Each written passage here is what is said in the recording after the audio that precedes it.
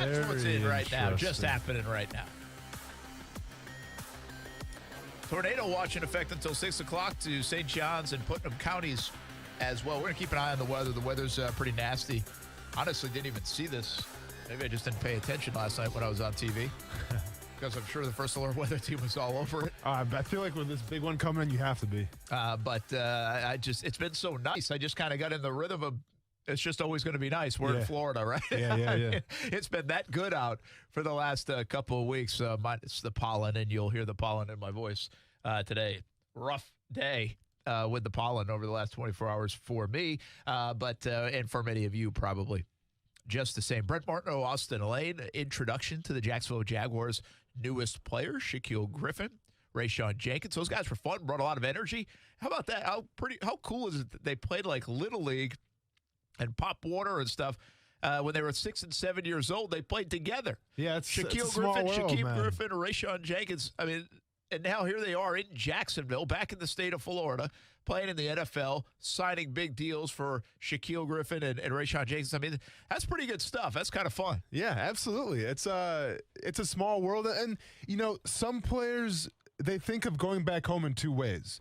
Some don't like it because it can kind of provide a distraction a little bit. I think that if you're young coming out of college, getting ready to be drafted, I found myself in a situation where Green Bay was interested in me. And I'll be honest, I mean, yeah, it'd be great to play for the Packers, but I was a little hesitant because I kind of wanted to get out of, the hometown of Wisconsin and away from all the distractions of people asking me for tickets and all that stuff.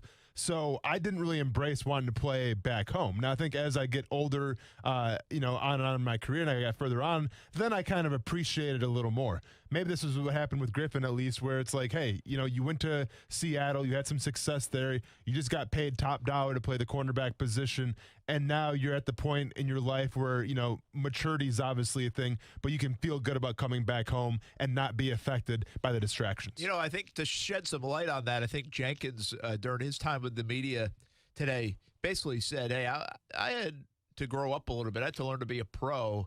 That's why he played more special teams early on, he said, and then settled into that safety position. But I think that's natural. Like, that happens. Like, how do you be a pro? And is it being home the best place to do that? Is it going away? Is sometimes going away a big challenge? I mean, everybody handles that stuff different. I mean, think about who you know, if you yourself went to college, if it was home, if it was away, first time you were away. I mean, these guys are normal people when it comes to that. Yeah. I found it interesting, though, when asked about what kind of sales job it was to get them here. People, let's be very honest and frank. It's all about the Benjamins, as they say. Who says that anymore? Nobody. Yeah, you're right, though. You're good. Yeah, it is all about the Benjamins. I mean, it doesn't matter what Urban Meyer's selling you. You have an ability to play as long as there's no major turnoff, plus the ability to come home, and the dollars were where they needed to be. That's what this is about. That's what free agency is about for these guys. Unless you're talking about just some odd circumstance or a super veteran player that wants to join a team to go win a title. I mean, Kyle Long, he comes out of retirement, signed with Kansas City. That's different, okay? There are some situations like that. But these are young players that have earned the ability to hit the big dollar. Yeah. And the big almighty dollar wins the day. And on top of that, they're able to come back home here and help turn around a franchise. That's all good stuff. But it doesn't really take much of a sales pitch outside of, hey, $44 million potentially. Boom. It's the best offer. And come on down to Jacksonville. That's enough of a sales pitch. Yes. And I thought there wasn't anything. They respect Urban Meyer. They like what they're doing. They think this is going to change around. They think they can be a part of that, all that stuff.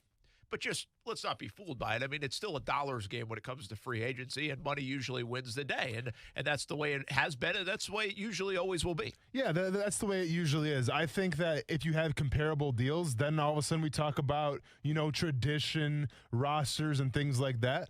But, you offered Shaquille Griffin, a little over $40 million. Like, that says something, especially coming from Seattle. And I get it. Seattle might be a little bit of a mess right now, right? That they have some bad optics, but it's still the Seattle Seahawks. They're still a favorite to win the division. They're still a favorite, one of the favorites to go to the Super Bowl. So, like, you got to value that a little bit. But at the end of the day, if you're getting paid $40 million, man, well, then by all means, come on down. And if you're Rashawn Jenkins and you're making, I think it was like $35 million, well, then by all means, come on down. Like we always say, Brent, sometimes not about the money, what the money says. And obviously the Jacksonville Jaguars are very interested in Shaquille Griffin and Rashawn Jenkins to offer them that much money. These are second contract guys, and there's a belief that it depends. This has wavered back and forth over the years. The more second contract kind of guys you can have, a lot of that could lead to playoff teams. Mm-hmm. The wisdom of that, they're still in the prime of their careers.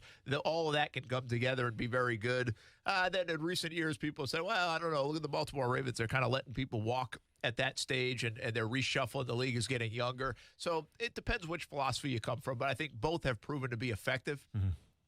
The one thing I like about both these guys, and just on a Zoom call, you can tell, ton of energy.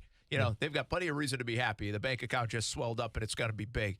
But they do seem like they're going to bring a lot of energy. And this is a team that was so young last year in many respects that you could kind of say didn't have a personality. You go back to 2017, you had a personality, right? Mm-hmm. I mean, from even Jan to Jalen, of course, to the Telvin Smiths of the world. Calais, I think, even had his own personality and all that. They had a personality. Defensively, you kind of need a personality. What's this defense going to be? Are they going to have fun? Are they going to bring energy? I think that is a part of it, and I could just tell from these two guys in the back end, they've got some energy to bring along the way. And that's exactly what you need. You're coming into a situation right now where there wasn't a lot of energy because you won one game last year. So it's hard to manufacture that energy from a place when you keep losing week in and week out. I mean, I don't care, how self-motivated you are. Essentially, you get tired of losing. It's like, what am I doing here anymore? So when you turn over a new leaf and you start from anew, and the plan is to win games, well, you're basically starting from square one again. And you want to start with square one because, once again, this is the Urban Meyer mold, and I know this is the Joe Cullen mode. You want to start with energy. Energy is contagious. Energy gets you up to go to work every single day and do your best job. So I like the fact that the press conference, both these guys seem like they had energy. Now, once again, if you're making $40 million or $35 million, I will show you energy. I will show you energy like you've never seen before in a press conference. I will show you energy you've never seen before for $1 million.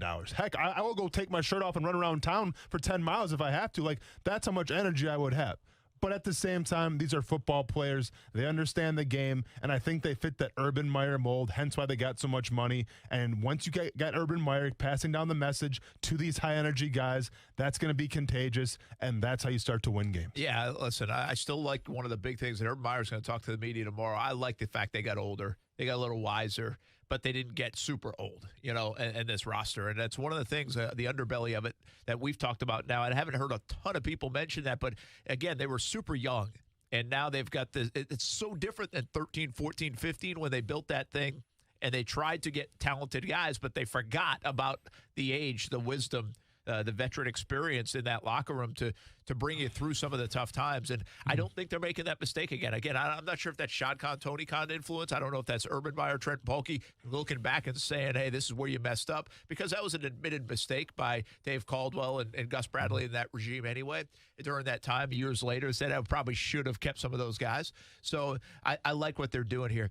It's funny you just brought up hard to have energy when you're 1-15. It reminds me so much. We have this conversation all the time in baseball and softball, and you always hear it. We've heard it. It's not just now that like my kids are playing, but even back in the day when I played, and people be like, "You guys have like no energy.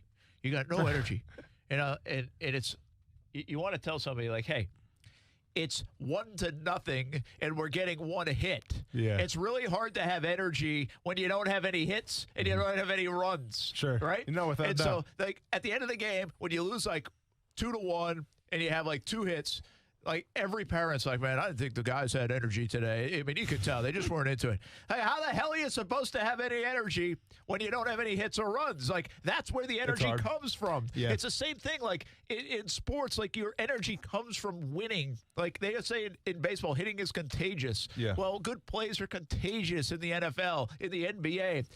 You make your energy that way. It's a hell of a lot easier to get excited about good things happening than get excited when nothing is happening. And no, for sure. And I'm under the impression too that when we talk about the energy, like, listen, if you play in the NFL and it's Sunday and you're going to go out there in front of 70, 80, 90,000 people, like, you're going to have energy. You're going to be hyped up. Doesn't matter if you have one win or you're undefeated. Like, you're going to find that energy there. But I'm also under the belief where you win those games in practice. And to me, practice is where you got to cultivate that energy. Because if you don't put the work in and then you go out there on Sunday expect to win, well, sometimes it doesn't happen. And especially this team right now, the Jacksonville Jaguars, who they're getting more talented, but they're not to the levels of the Kansas City Chiefs and Tampa Bay Buccaneers quite yet. So that's where how you go about your business, how you work in practice is going to be your benefit. And that's where the energy most importantly comes in, because you can't manufacture that. I mean, it's one thing if it's training camp, week 1, week 2, week 3, but if we're the dog days of the season and you're in week 9, week 10, and you got 2 wins on that record, it's hard to go out there in full pad and say, let's go give 100%. That's when business decisions start getting made. Yeah. That's when it's like, I got this little nagging injury right here. I might sit this one out for practice, and I'll be okay for Sunday. You want to get rid of that mentality altogether, because that's not how you win games, especially with this team right now, who, once again, has to add a little more talent to be competitive with the playoff caliber teams. Yeah, no doubt about it. Hey, Trubisky does get picked up by the Buffalo Bills, signs a deal with them. I just tweeted out, and we're on the heels of talking about Gardner Minshew yesterday, and is there's some smoke there, or there teams interested? I still think it could be one of 3 things. I think it could be teams interested in his services. I think it could be the Jags trying to shop him around a little bit and see if there's anybody interested. And I think it could be his camp trying to shop around to see if, hey, can we get out of Jacksonville and get a better opportunity? So I don't know which one it's coming from, but it's certainly plausible it could be one of the 3 or all of the 3 or any of the 3. Would Buffalo have been a good spot for him? Like, is that a good role? Josh Allen is a known commodity now in Buffalo. Like, he's a star in Buffalo. Trubisky, interestingly enough, with some of his success as the win-loss record shows, he's basically resigned himself to saying, I'm going to be a backup quarterback. Yeah, I think that's what Minshew is trying to avoid a little bit. Minshew's trying to see, all right, where a place – well, I don't know if this, by the way. If I was Minshew, I'd be trying to see where could a crack in the door happen, right? Yeah. Where could that open up a little bit? I could bust it through if I get an opportunity. Buffalo's not that place for Trubisky. It wouldn't have been that kind of place for Minshew, in my opinion. And much like Jacksonville's not a place where Gardner Minshew is going to be a starting quarterback for any amount of time other than injury to Trevor Lawrence for the foreseeable future.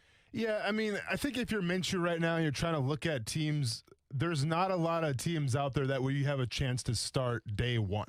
I think, and I talked about this yesterday a little bit, I think Denver gives you an opportunity just because of Drew Lock. But once again, I mean, who's to say Denver's satisfied right now with their quarterback room? Who's to say Denver doesn't really trade for somebody else or maybe get somebody in the draft possibly? So if I'm Minshew right now looking at it, and that's, I guess, that's kind of the whole thing about this situation with Gardner Minshew is I think he wants to get out of here. I mean, I think that's obvious. You know, like I always say, where there's smoke, there's fire. The question is, how do you play this thing? Do you, and it's not up to him, it's up to the Jaguars, obviously, but like, do you wait until the draft is kind of set and you know who people are taking, and you know rosters are a little bit set, so then that way, you know, you can get maybe a higher demand for Minshew now that the rosters are set? Or do you do pre-draft and trade him away to maybe like a team like Denver and say, all right, well, you know, we're not sure what you guys have planned for the quarterback position. Minshew can be an intriguing backup, at least, maybe a starter if you go with Drew Lock. So here you go. It just, to me, it's a timing thing right now, and I'm not sure which one's more beneficial, if you wait before the draft or after the draft. Yeah, and at the end of the day, I'm still wrestling in my mind. If I'm the Jags, I still think there's a value to Minshew being the backup quarterback here. He has experience. He can come in and be a pinch hitter when needed, and well, he's only 24 years old, He's too. 24 years old on a minimal salary, right? And so that's why not reap the benefits of drafting a quarterback that can be a reliable backup and have one of the better backups, in my opinion, in the NFL. Like, why not reap those rewards? If I'm Minshew, I could see why I maybe would start pushing the envelope to see if I could get out of here. But again, if I'm the Jags, now Mike Glennon goes and signs with the Giants, so that ship has sailed. They have Jake Luton. Do you go get an Alex Smith or somebody else? But Ryan Fitzpatrick scooped up. I mean, there's only so many more places to go. Alex Smith probably going to test the same kind of waters that Gardner Minshew wants to test, potentially, to see if he has an opportunity to play rather than back up. If I'm the Jags, at this stage of it, I'm standing pat, and I am sticking with Gardner Minshew, and I like the situation I have with Gardner Minshew. I would say the one thing I don't know about Gardner, and ideally in a backup, is when you have a young quarterback coming in, you'd want that guy to mentor him, tutor him along a little bit, see if he can give him some NFL advice. I don't know if that's the position and timing for Gardner Minshew in his career to really do that as well as, say, a guy like Ryan Fitzpatrick could or Alex Smith could. That's the one curiosity I have. But what I'm getting to here is, how do you see this playing out for the Jags? Do you think Alex Smith could be a possibility they pursue? Do you think there will be an active pursuit to trade away Minshew? Or when we get to September, as it sits right now, do you think that Gardner Minshew is still on this roster? You threw a couple questions at me out there. Did. So, number one, do I think they're going to pursue Alex Smith? There's a relationship there, but you know how I feel about it. I think we're putting way too much investment into the fact of how much can Alex Smith truly help Trevor Lawrence. I think Trevor Lawrence is going to be a great quarterback in the NFL. I think that when you compare him to Justin Herbert and you compare him to guys like Joe Burrow, those guys didn't have bona fide backup quarterbacks to help them out. They didn't really even have second-string quarterbacks to help them out. And on Tyrod Taylor, I get it. Tyrod Taylor could be a great teacher. But I don't think Tyrod Taylor instilled all his values into Justin Herbert, and that's why Justin Herbert was the rookie of the year this past season. I think Trevor Lawrence could be in the same boat. Where, all right, if you get Alex Smith for the right price, obviously I'm not going to be upset with that. Alex Smith is a great guy. I've been said that many times, and he's a great teammate. But I'm not ready to live and die on the hill that says, well, we got to bring Alex Smith to bring Trevor Lawrence along because Trevor Lawrence needs it. I honestly don't think he does. As far as, do you keep Gardner Minshew, do you trade him away? If you can get value for the trade, then I'm for it. I ask for a fourth. I mean, I was going to ask for a third-round pick. That's not really feasible in my opinion, but I'm going to ask for at least a fourth-round pick. If I can settle with a fifth-round pick, then so be it. But I have to get more value than what I brought him in at as a sixth-round pick, which I think is fair. I think it's more than fair for the quarterback position. The whole Josh Oliver trade, I'll be honest, last night kind of rubbed me the wrong way a little bit, and I didn't like it. This is probably the first transaction. I mean, the Carlos Hyde thing's whatever. It's a couple $1 million. I'm not going to lose sleep about it. But the Josh Oliver one, I kind of, I just don't have a good feeling about that Josh Oliver trade because what did you trade for him? 7th-round pick, right? You gave him away. Yeah, you gave him away. And the issue with that is that you invested a 3rd-round pick in him. Now, Balky didn't do that. Urban Meyer didn't invest a 3rd-round pick. But nevertheless, you invested a 3rd-round pick in him. And a 7th-round pick is nothing. 7th-round picks sometimes only make a roster their first year. I much would rather just see Josh Oliver play out and say, hey, is this going to be the guy or not? If not, then we can cut him, and so be it. We'll bite that bullet. It's at a minimum contract. It's at a rookie 3rd-round contract. It's no money. And the fact that you trade him away for a 7th-round pick, that to me hurts the value. And if I'm a GM, I'm all about the value. So if I'm a GM trying to trade Gardner Minshew, it's going to cost you a 4th, all right? Maybe I'll settle for a 5th, but I'm going to need a 4th. If it's value for Josh Oliver, I mean, man, it's going to cost more than a 7th-round pick in my opinion. I want to talk Josh Oliver a little bit coming up as well because I didn't really love that move either. Be interested to see what Urban Meyer has to say about that tomorrow. Sure, availability, I get the whole cliche saying, but I'll get to my thoughts on Josh Oliver in a moment. I do think, as it sits right now, just to wrap up Gardner Minshew talk that a little bit left over from yesterday, now that we're seeing the Trubisky signing, this is what triggered this conversation again today. I think he's going to be on the roster in Jacksonville. I don't think they're going to pay as much as maybe Alex Smith will command or Alex Smith will have more suitors. I tend to agree with you. We're probably put too much about. Listen, I brought this up months ago about Alex Smith. I like the idea of it. I can see it. There's a lot that makes sense to me. And by the way, would be a reliable backup too. So sure, it's okay just from a football standpoint. You're getting a good football player. Mm-hmm. So that's important. You're not just bringing a guy in just to be like, hey, share your experiences. Yeah, but it's obviously going to cost more. I mean, if Trevor, and once again, knock on all the wood, if Trevor Lawrence goes out week 3, week 4, and he's out for an extended period of time, I don't care who the backup quarterback is. I don't expect them to come in and lead a playoff charge. No, but even Alex Smith being said. No, but I don't think you ever put it in those contexts. If you lose your quarterback for the season, you're probably not going to do well, right? Yeah. I mean, we know that. I always think you put it in the context of a 4-game injury. If you lose somebody for 4 games in the middle of the season, toward the end of the season, Or what if you already have clinched the playoffs, much like Carson Wentz, Nick Foles situation? Do you feel good about something at least, so you're not like losing this much? Absolutely. Trevor Lawrence is so different than any of those quarterbacks in the long term, probably.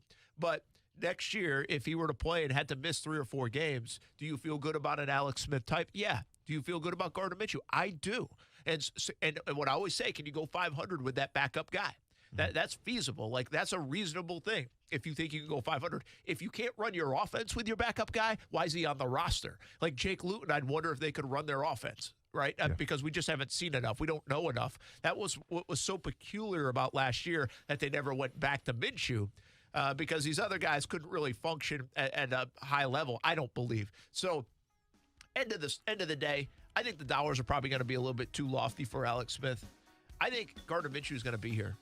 Unless he really kind of throws a tantrum or something like that, says, I really want out, and pounds his fists about it, I think Gardner Minshew is going to be here, and I think the Jags are better for it financially, and they have a reliable backup. Again, I'll die on this hill. I think Minshew's a starting caliber quarterback in the NFL. I don't think he's elite. I don't think he's an upper echelon, but I think he's a starting caliber quarterback. You can win football games with Gardner.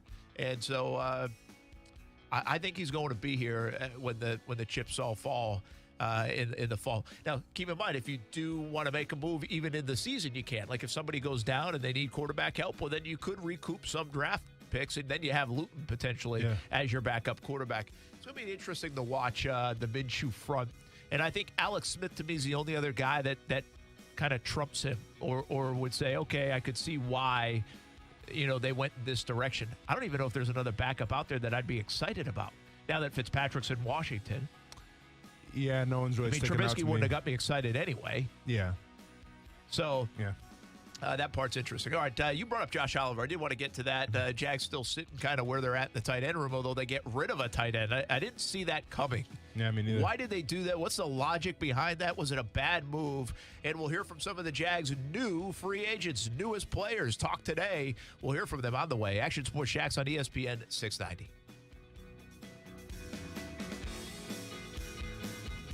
Now, the First Alert Forecast on ESPN 690. A First Alert weather day, still tracking some scattered showers and thunderstorms approaching the area this afternoon through the evening commute. Will be drying out between 8 and 9 p.m. to the south and east of Jacksonville and St. Johns County. But we do have a tornado watch in effect until 6 p.m. for most of the listening area except St. Johns County. We'll be tracking that into the evening. Overnight, we drop down to the lower to mid-50s. With your First Alert forecast, I'm Action News Jax meteorologist Garrett Biedenball. The Weather Center is brought to you by Beards Diamonds, where right now you can get 5 years, zero-interest financing with nothing down.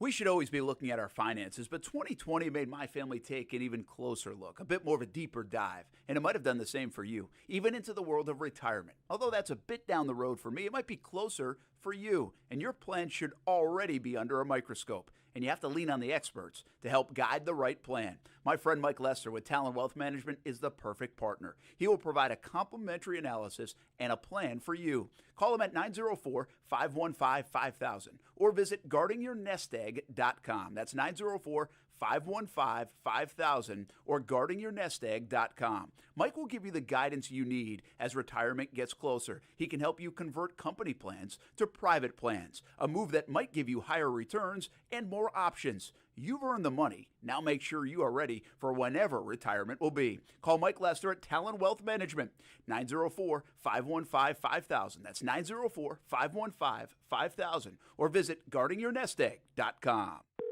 Hello, you have reached the Crooks R Us Training Helpline. Today we're explaining the term verified alarm to all you newbies out there. Oh, boss, I can explain that. A verified alarm just means that whatever caused the security system alarm to go off has been verified. Correct. And what alarm company is known for providing the fastest verified alarms? SafeTouch Security. Exactly, because SafeTouch has the two-way communicator, which leads to alarm verification within seconds. And alarm verification is very bad for us crooks. Yeah, unlike a non-verified alarm that police label a low priority. Like right below getting Grandma's cat out of a tree low. So, to sum up, verified alarms. Just one more reason we crooks have the golden rule: stay away from SafeTouch houses. Remember that, and you'll be fine. Here, kitty, kitty. Only one security system is truly the best. Hi, I'm Lester Jackson, president of Safe Touch Security Systems. No one beats our technology or our price. Call Safe Touch today at 888-723-8682 or go to safetouch.com. State license number EF233. Life is complicated. We all know it, and all can use the proper support system. You know what else can be complicated? Owning a home. And that's why Rex was built to go beyond the simple real estate transaction. Full-service agents for buying and selling, mortgage services, insurance quotes, escrow and title, even home repair, all one call away. I guess you could call Rex your home support system and not a typical brokerage. Call 833-REX-HOME. That's 833-739-4663. Want more? Of course you do. With all that convenience comes reduced fees, too. In fact, the average Rex homeowner saves over $10,000 when buying and selling a home. Want to get started? It's never too soon. Call 833-REX-HOME. That's 833-739-4663. 833-739-4663. Florida license number CQ1057788. For further licensing disclosures, please visit rexhomes.com. Welcome to Moe's and good morning at Moe's. In St. Augustine only at 312 and US 1, it's the only Moe's in the country serving breakfast burritos. Try it. You'll love it. Full breakfast menu only at the St. Augustine location. They put the fast in breakfast. Made to order in the drive-thru. Try the Home Wrecker breakfast burrito. Your choice of bacon, chicken, or steak with scrambled eggs, shredded cheese, and seasoned potatoes. Served daily at 6 a.m. St. Augustine location only. Make it a better morning with Moe's. In Florida, it's not if the storms are coming, it's when the storms are coming. And that's why you need the Chief. Jacksonville's chief meteorologist, Mike Burrish, with a proven track record of keeping local families safe. Rain, heat, hurricanes, flooding, tornadoes. We get it all. Just more reasons why you need the Chief. Chief Meteorologist Mike Burrish, backed by the First Alert Weather Team. Only on CBS 47 and Fox 30 Action News Jax. Have you seen it? The all-new showroom at Arlington Toyota is open, and they're ready to celebrate with big savings, even on pre-owned. Celebrate savings and hearing the words, "You're approved." That's right. With Arlington's Credit for Everyone program, if your beacon score is from 450 to 850, almost everyone is approved. Plus, if you want selection, Arlington's got it. With over 400 pre-owned on the lot, what are you waiting for? Celebrate with savings and come see the brand new facility at Arlington Toyota Pre-Owned, 10939 Atlantic Boulevard, or online at arlingtontoyota.com. Max. I can't wake up and say, you know what, I don't want to be here. I don't want to do this. That's not where I am right where I want to be. The Max Kellerman Show, weekdays at 2 Eastern on ESPN Radio. Watch exclusively on ESPN+. Austin Lane. The beer that made Milwaukee famous. Giannis Antetokounmpo, big sign, the deer that made Milwaukee famous. Brent Martineau. I can buy that. Yeah, okay. That's all I'm throwing out there. I can definitely buy that. Hashtag and trademark. So if somebody try to steal it, I'm suing you. Action Sports Jax on ESPN 690. Talk about a guy who's coming out of Central Florida, Orlando, and then he fly across the country to the furthest place you can go. You know, it's different, and it just feels good. It feels right to be back in Florida. You know, I had a conversation with my mom earlier, you know, on the way here. She just asked me how I felt, and the only words I had was, it feels right. It feels right. You know, taking it all in, you can see I like a little kid in the candy store for the first time. So, you know, I like that excitement. It feels great, and it makes you want to go even harder. I feel like I can get started right now if I needed to. You know, that's the type of excitement that I have, and you know, it just feels good to be back home. That's awesome. That's Shaq Griffin, Shaquille Griffin, cornerback, and essentially the number one corner who gets to bring along C.J. Henderson, and maybe this becomes the dynamic duo here in Jacksonville again. I mean, they had it with Boye and Ramsey, and I don't think either one of those guys is Jalen Ramsey, okay? Let's not mistake it. Yeah. But I do think those guys could be A.J. Boye in his good year. Yep. You know, Boye ends up and down a little bit overall, but that year he was tremendous. And could they be a rendition of A.J. Boye? And if you have two of those guys, that's still very, very good in the secondary. So Shaquille Griffin, man, there's something about the Griffins, isn't there? Yeah.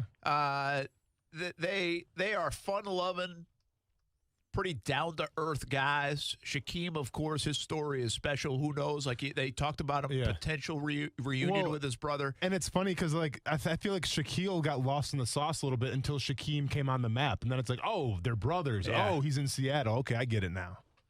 But he's a fun guy, huh? I mean, how much do you like that signing for the Jags? Because keep in mind, that's the biggest signing they made. Yes. Like, they made a ton of moves, but his dollars, that move, what it does to solidify a spot, that's their biggest move. It's the biggest free agent move they made. Mm-hmm. Do you like it? Yeah, I mean, I think that anytime you can shore up your defense, you can add a starting caliber, a high caliber cornerback to cover that one receiver. I like it a lot. You know, I think that the productivity and the hype of Shaq Griffin gets lost a little bit because last year Seattle's defense was bad. They were one of the worst in the NFL, and that's not the Seahawks' MO. That's not what you're accustomed to seeing, but I still think that Shaq Griffin played very well for them last year, even though he got lost in the sauce because, well, the defense wasn't that good. Yeah, I think he's a really good player. Honestly, I didn't watch him like day in, day out, but I think he's a really good player, and I think it's interesting. You say lost in the sauce. Shaquille Griffin's story is such a cool story, right? And he almost overshadows his brother. And in all due respect to both, Shaquille Griffin has had the better career, right? He's a better player, I guess, as people would project. Yeah. But the story, and rightfully so, of Shaquille Griffin is so good, and you can tell their relationship's pretty awesome. I remember we had Shaquille Griffin on. Yeah, that was great. We hosted an event. Yeah, you hosted at Daly's place, and we talked about his brother and the success and that relationship, and it'd be pretty cool if they reunite here. But I think there was some disappointment on Monday, a lot of disappointment in Jacksonville about the lack of movement and big splash play that the Jags made. And then they made such a bevy of moves on Tuesday that I think almost the Shaquille Griffin move gets overlooked. But to me, it was the one that changed the narrative of how we feel about what the Jags are doing in free agency. It was their splash play. Yeah. The Shaquille Griffin move was the splash play, and I liked it a lot. Yeah, I mean, to me, you have to have at least one of those splash plays, right? And Shaquille Griffin is definitely that. Now, if Shaquille chooses to come here, well, then that's another storyline in itself, and it's only gonna help in the narrative and the optics. Now, let's be honest, will it help translate to wins on the field? That remains to be seen, but I do like the big splash guy. I think that had to happen. I understand you can't change this whole thing around with one dude, two dudes, or even three guys. It's just there's still a lot of work to be put in here. But you got to start with these cornerstones. You got to start with these new pillars, and to start with a pillar that plays the cornerback position, to start with a pillar, a leader that can help C.J. Henderson, and obviously you take some of that stress and that pressure off C.J. Henderson. I think that helps a little bit because, and I get it, injuries were a thing last year for C.J. Henderson, but there was such high expectations on him.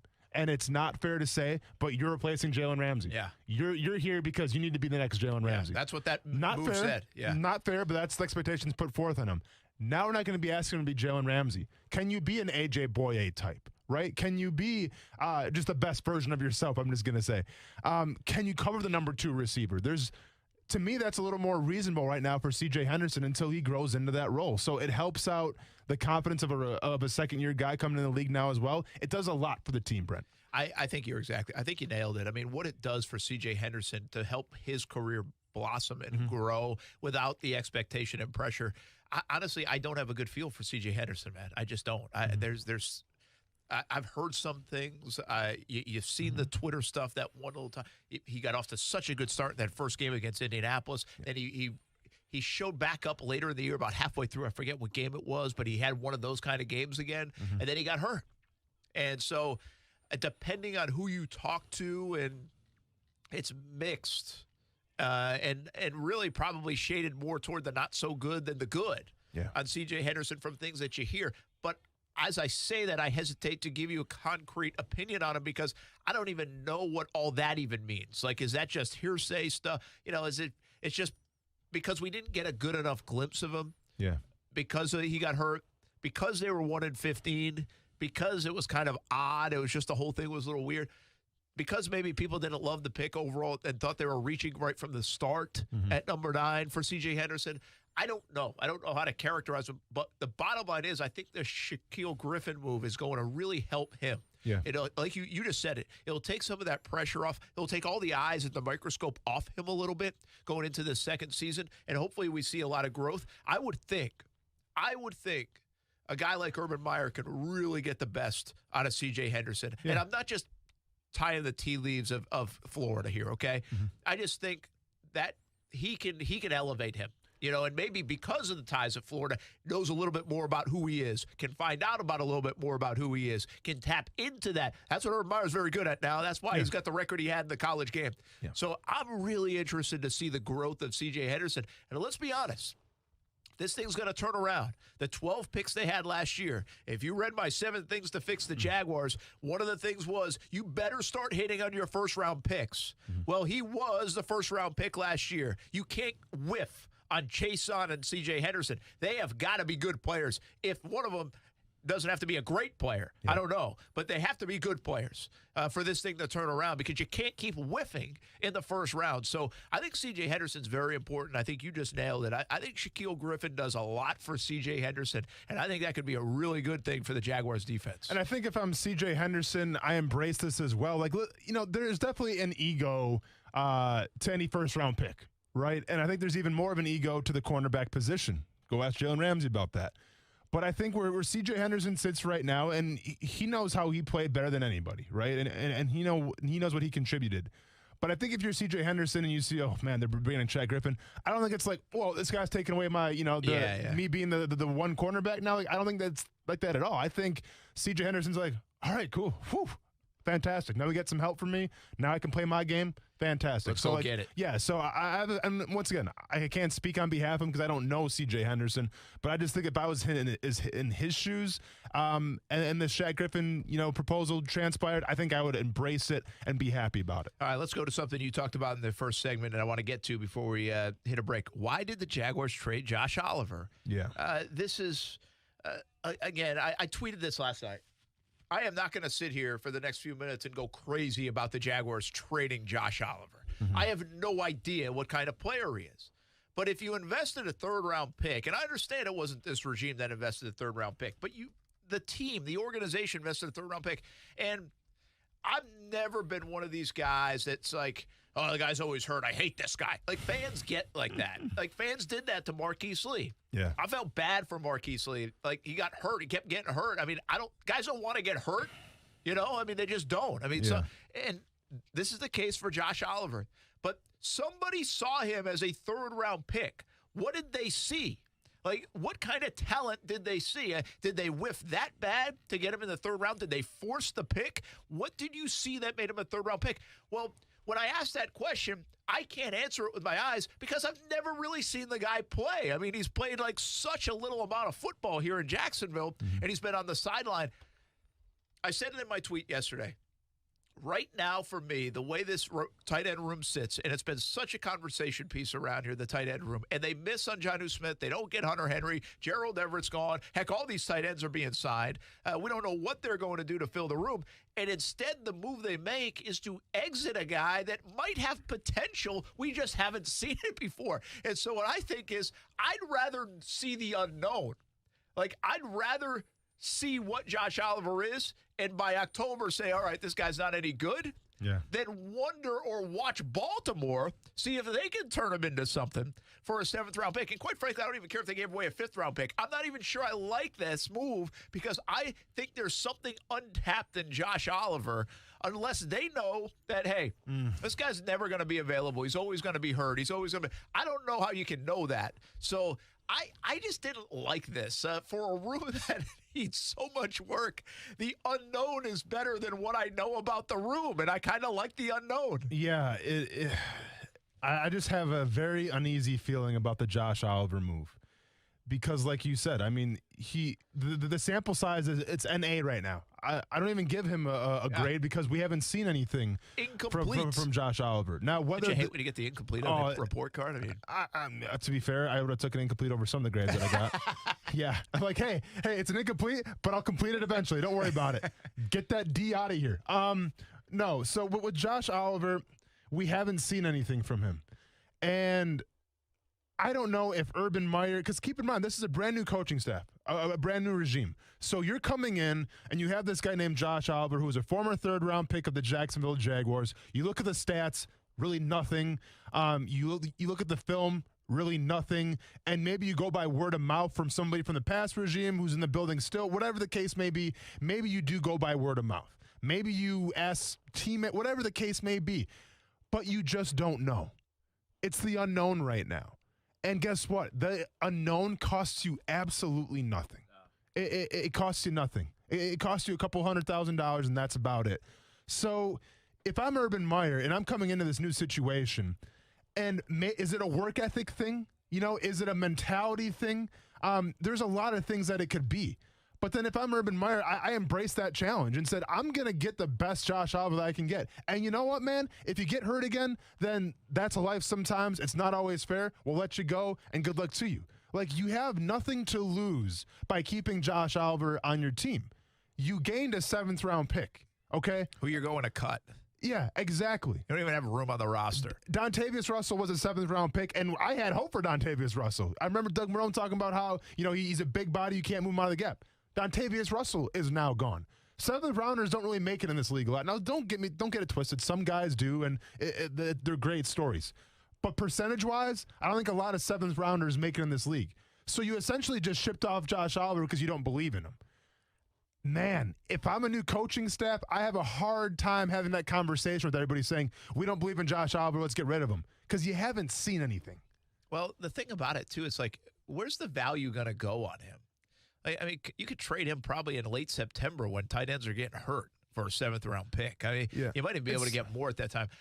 It's peculiar. Like, you're right. They gave up on him. What do we not know, right? What don't we know? And there's probably, is he not going to the trainers enough? Like, did he not? But then that's where Urban Meyer comes in, Brent. Well, I know, but that rubs people the wrong way, right? I mean, internally, you've been around it before. No, I know, if man. You're not going to, again, I'm not even trying to label Josh Oliver here. I'm just trying to figure out why. Like, why would they do it? And could that be like, hey, they didn't think you seriously? That was the rub on him. And I don't know. I don't get it either. I just this is a head scratching move for the value in return.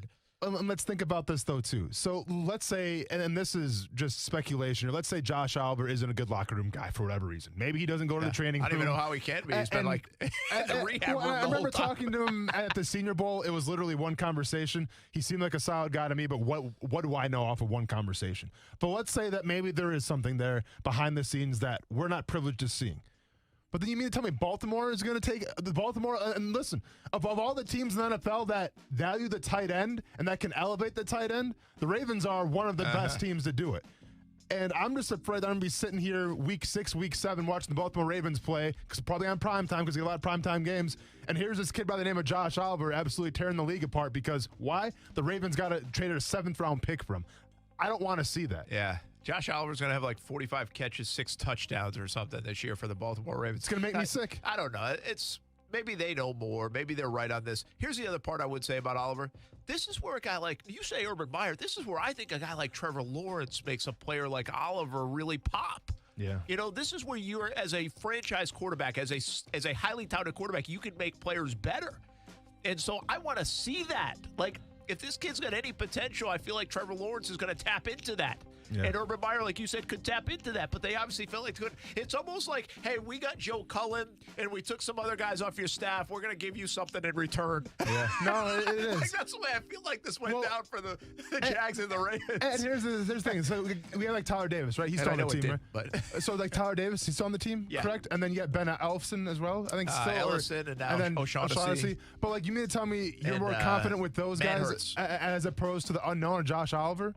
Like, don't you risk it for the biscuit there and see what you got with him? And if you're overly concerned about injuries, I mean, come on, O'Shaughnessy's been hurt quite a bit too. I mean, he was good last year, but he's been hurt in his career. So I just don't like cutting a guy when it's an NA, Brent. I really don't, man. I think and it costs you nothing. Getting too much on the Oliver front, but I think a lot of us are feeling the same thing. Like, okay, well, I'm just saying, if he scores 6 touchdowns next season, I'm not going to be a happy camper. In an empty room, void of talent, you just cut somebody that we don't even know if he has talent. Yeah. And even if there's a plan in place for somebody else, still, it's odd. Yeah. All right, we'll be back. Action Sports Jacks on ESPN 690. Trade up to get Kyle Pitts. Send him the whole draft.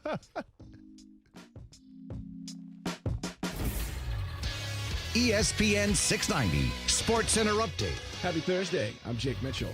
Texans quarterback Deshaun Watson now has much bigger problems than getting out of the Texans organization. He is now facing two separate civil suits from two different massage therapists alleging inappropriate behavior. Here's Scott Van Pelt with Watson's statement on the allegations. I have never treated any woman with anything other than the utmost respect. The plaintiff's lawyer claims that this isn't about money, but before filing suit, he made a baseless six-figure settlement demand, which I quickly rejected. Unlike him, this isn't about money for me, it's about clearing my name, and I look forward to doing that. And here in Jacksonville, rumors are swirling that Minshew Mania could be on its way out of Duval. The Jags have had a few calls from teams interested in acquiring the mustache services of Minshew. No word on which teams or if they will use him for a starter or a backup. The Sports Center Update is brought to you by Morgan & Morgan. Morgan & Morgan, for the people. We should always be looking at our finances, but 2020 made my family take an even closer look, a bit more of a deeper dive, and it might have done the same for you, even into the world of retirement. Although that's a bit down the road for me, it might be closer for you, and your plan should already be under a microscope, and you have to lean on the experts to help guide the right plan. My friend Mike Lester with Talon Wealth Management is the perfect partner. He will provide a complimentary analysis and a plan for you. Call him at 904-515-5000 or visit guardingyournestegg.com. That's 904-515-5000 or guardingyournestegg.com. Mike will give you the guidance you need as retirement gets closer. He can help you convert company plans to private plans, a move that might give you higher returns and more options. You've earned the money. Now make sure you are ready for whenever retirement will be. Call Mike Lester at Talon Wealth Management, 904-515-5000. That's 904-515-5000 or visit guardingyournestegg.com. Shred your goals this year with the new Metabolism Boost Banana Passion Fruit Smoothie from Smoothie King. At only 240 calories and 14 grams of protein per 20 ounces, this crave-controlling meal smoothie has non-GMO whole fruits, naturally derived caffeine, and absolutely no syrups. Or try strawberry pineapple or mango ginger. Start your healthier habit and order online at smoothieking.com. Now for pickup or delivery at any of the Jacksonville area locations. Smoothie King, rule the day. In these unprecedented times, nurses on the front lines continue to deliver treatment and care under some extreme medical and environmental conditions. I'm Glenn Levine from the law offices of Anajon Levine. If you are a nurse or other licensed healthcare professional and currently face an investigation or complaint that threatens your professional license, let us help you protect your rights. Call us at 904-600-4000 for a consultation and take back control of your life. Office in Jacksonville. Mom, can we have some ice cream? I've got a better idea. Who wants to help me make something fun and healthy instead? Eating smarter is easy and delicious. Interested in receiving healthy recipes and a whole lot more in your email? Then register at healthiestweightfl.com and learn more about all the small steps that you can take on the way to living healthy.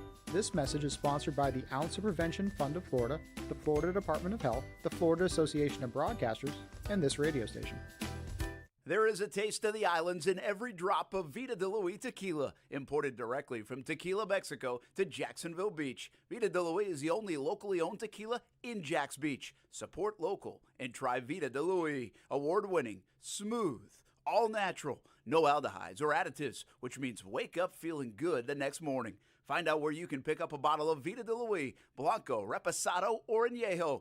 Just visit VitaDeLuis.com. Support local and taste the islands in every drop. Got a business trip, long weekend, or maybe you just really want to try that new Toyota before you buy it? Then get it all when you rent a Toyota from Arlington Toyota. With easy online reservations and rental rates as low as $19.95 a day, there's nothing stopping you from hitting the open road. You can even rent 2021 models. Rent a Toyota from Arlington Toyota. Try it before you buy it and reserve your rental online at arlingtontoyota.com today.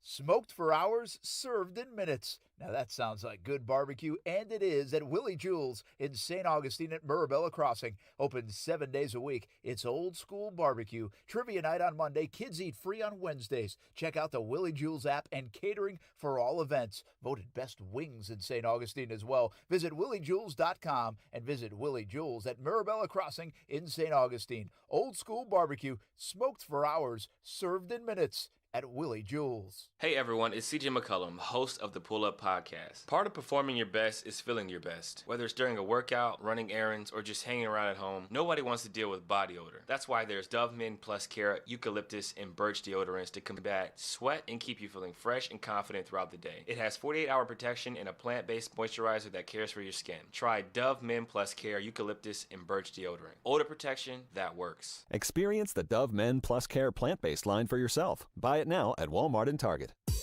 This is Action Sports Jacks on ESPN 690. Welcome into the show, a name you know. If you've been listening and watching ESPN for a long time, I know you know him. We're going to call him one of the forefathers, if you will, of sports radio, Mike Greenberg. Thank you. Forefathers is an interesting, that's fascinating. Every day, as I talk to more people, I get older and older. So that's kind of funny. Listen weekdays from 3 to 6 p.m. in your car or stream them. ESPN690.com. he said it. We played Little League together. I want to say like in 6 years of playing Little League together, we won like 3 championships together. So it was a pretty cool team to be on. High school, we went to different high schools and different colleges, and then now we're back in Florida together. So it's pretty cool. Lakewood Junior Spartans. Go Lakewood Junior Spartans.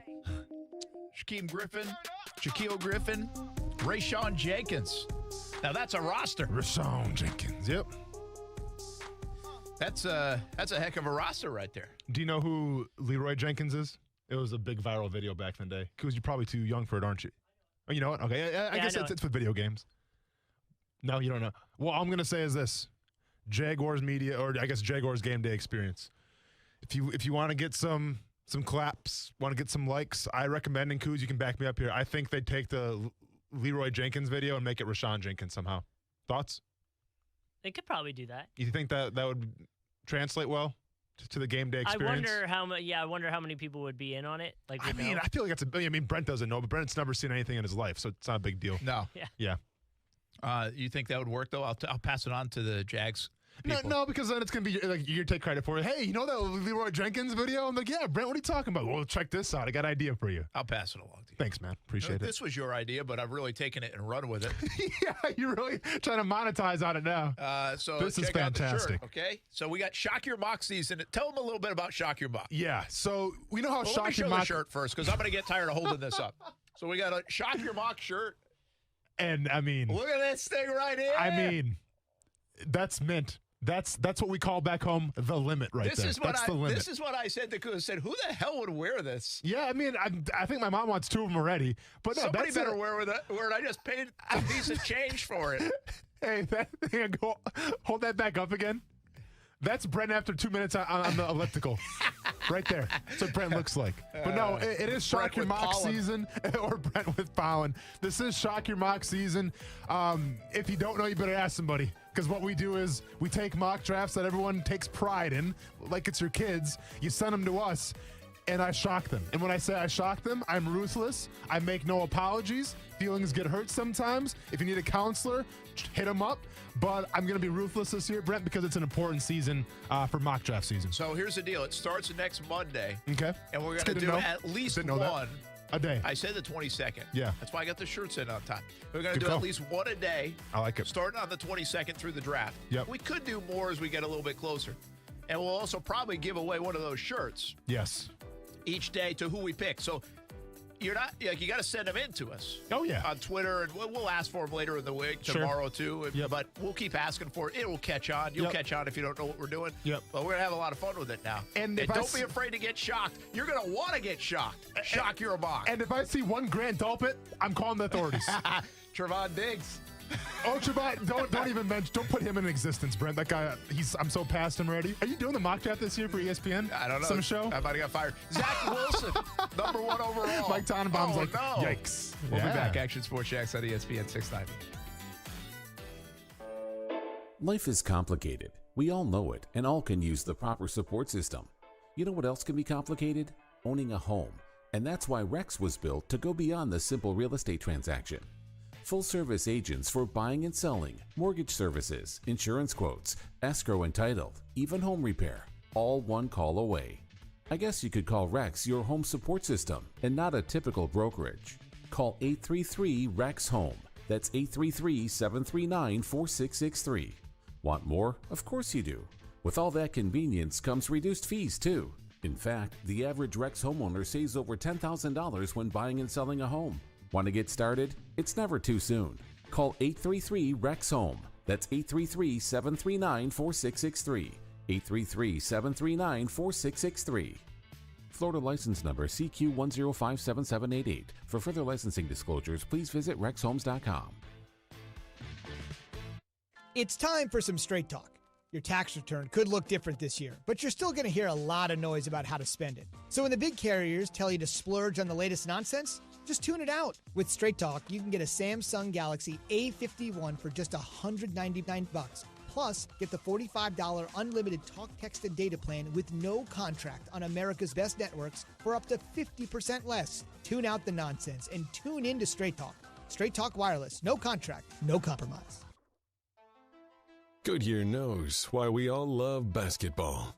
It's the sound of the buzzer, the roar of the crowd, the swish of the net. It's the spin on the ball as it's released, the squeaking sneakers before an inbound pass, the timeout that gives us perspective on the moment. We love basketball because we love movement. And so we're asking you, the fans, what moves you? Goodyear, more driven.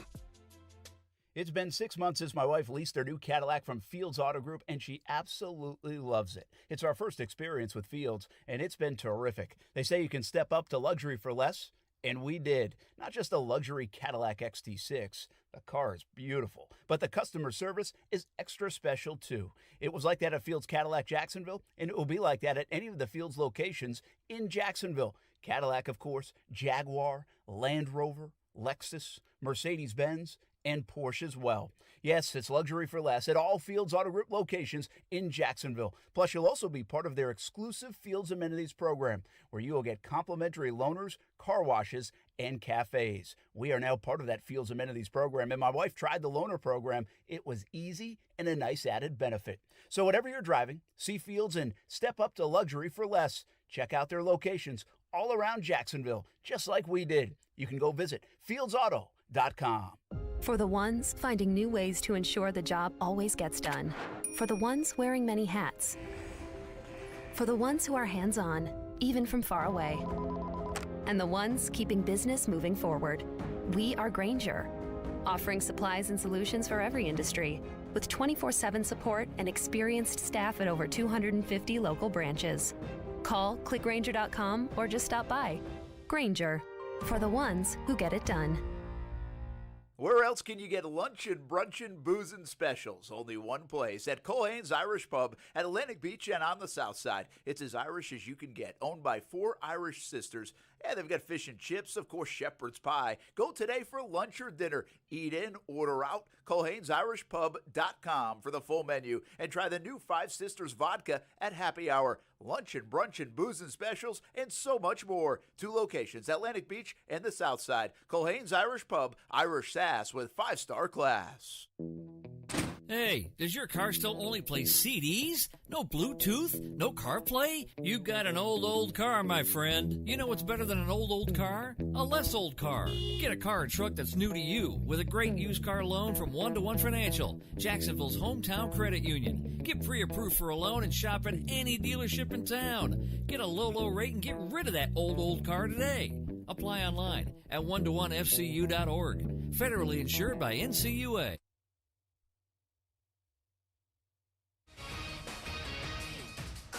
I'm Christine Lisi. Right now, a third massage therapist has filed a civil lawsuit against Texans quarterback Deshaun Watson. She's accusing him of sexual assault in December of 2020. 2 other women filed suit against Watson earlier this week, alleging inappropriate behavior. After the first filing Tuesday night, Watson called the claims baseless on social media. ESPN's Adam Schefter today on Get Up said multiple teams continue to approach the Seahawks about quarterback Russell Wilson, inquiring about what it would take to acquire him. Only certain teams will likely be able to persuade Seattle to part ways with Wilson, according to Schefter. I think if Seattle is going to trade Russell Wilson, it's going to be to a team at the top of the draft or in some kind of trade that allows Seattle access to a top pick in this draft for a quarterback that they want. Wilson has said he'd only accept a trade to the Raiders, Cowboys, Saints, or Bears should the Seahawks trade him.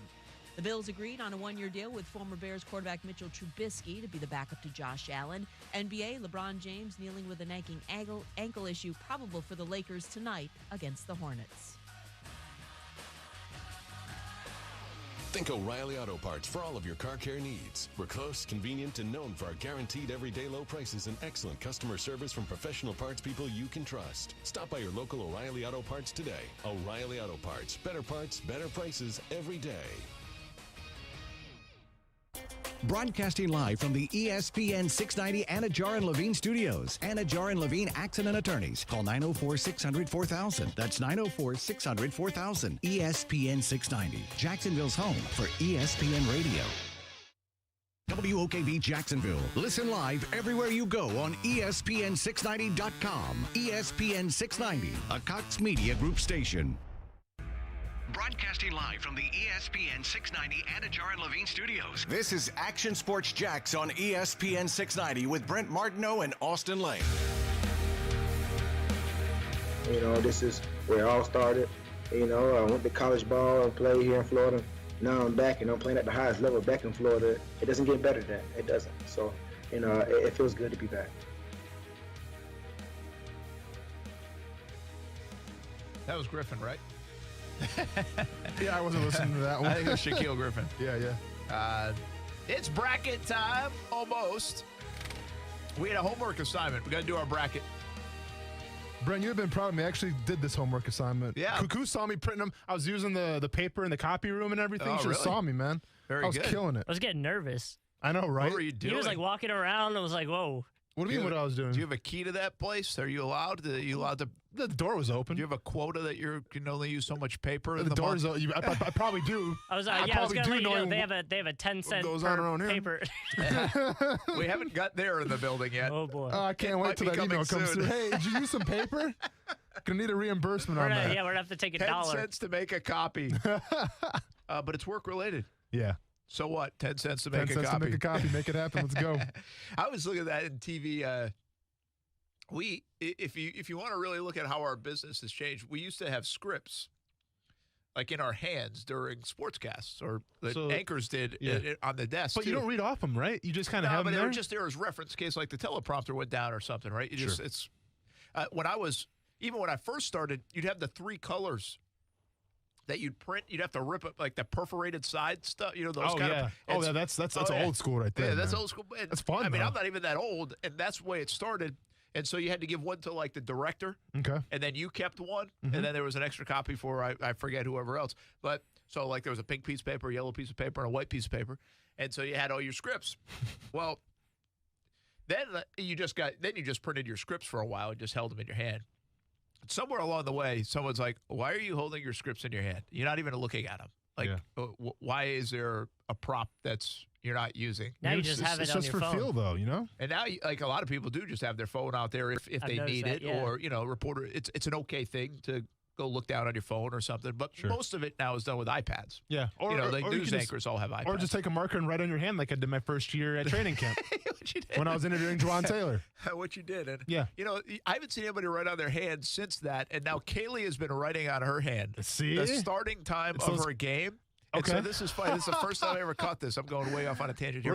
We're good. So I'm like, Kaylee, why do you have that on your hand? She's like, well, that's like the start time of the game. It's like 6 o'clock or something. Yeah. And I said, like, you don't know when the game starts? Like, you have to write that on your hand? She's got a lot of stuff on her plate, Brent. Well, it's kind of a little superstitious now. Yeah, so it worked out good the first time. And now it's the first time I've ever, either kid has had, now maybe Ty has some and he wouldn't tell you because that's kind of the way Ty operates, but Kaylee, she's basically now, Steph's like, why can you stop writing on your hand? I was like, no, let her keep writing on her hand. She's doing just fine. It's superstition. See, for me, Kaylee, it was out of necessity because I had to do it because I didn't remember anything on my Juwan Taylor question, so I had to have that on my hand. But hey, to each their own.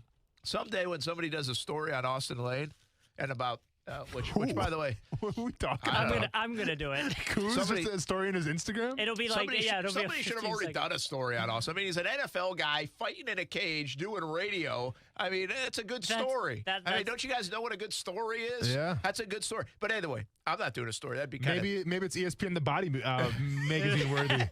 ESPN 690 The Body. The fresh faces of sports radio. Let's go. ESPN 690 The Body issue. And I'm just holding the script. And I'm holding the script, covering everything up. That's not appropriate. We can't talk about that. Just cover your hand. Hey, that is your script. Yeah. I said that. That was close. I mean, is that dump button worthy? I don't know. I wasn't thinking that way until it kind of was halfway you were out. thinking that way. You're a sick pup, Brent Martin. You're a sick pup. But the part of the story is actually what he just said. He wrote on that first training camp in the interviews.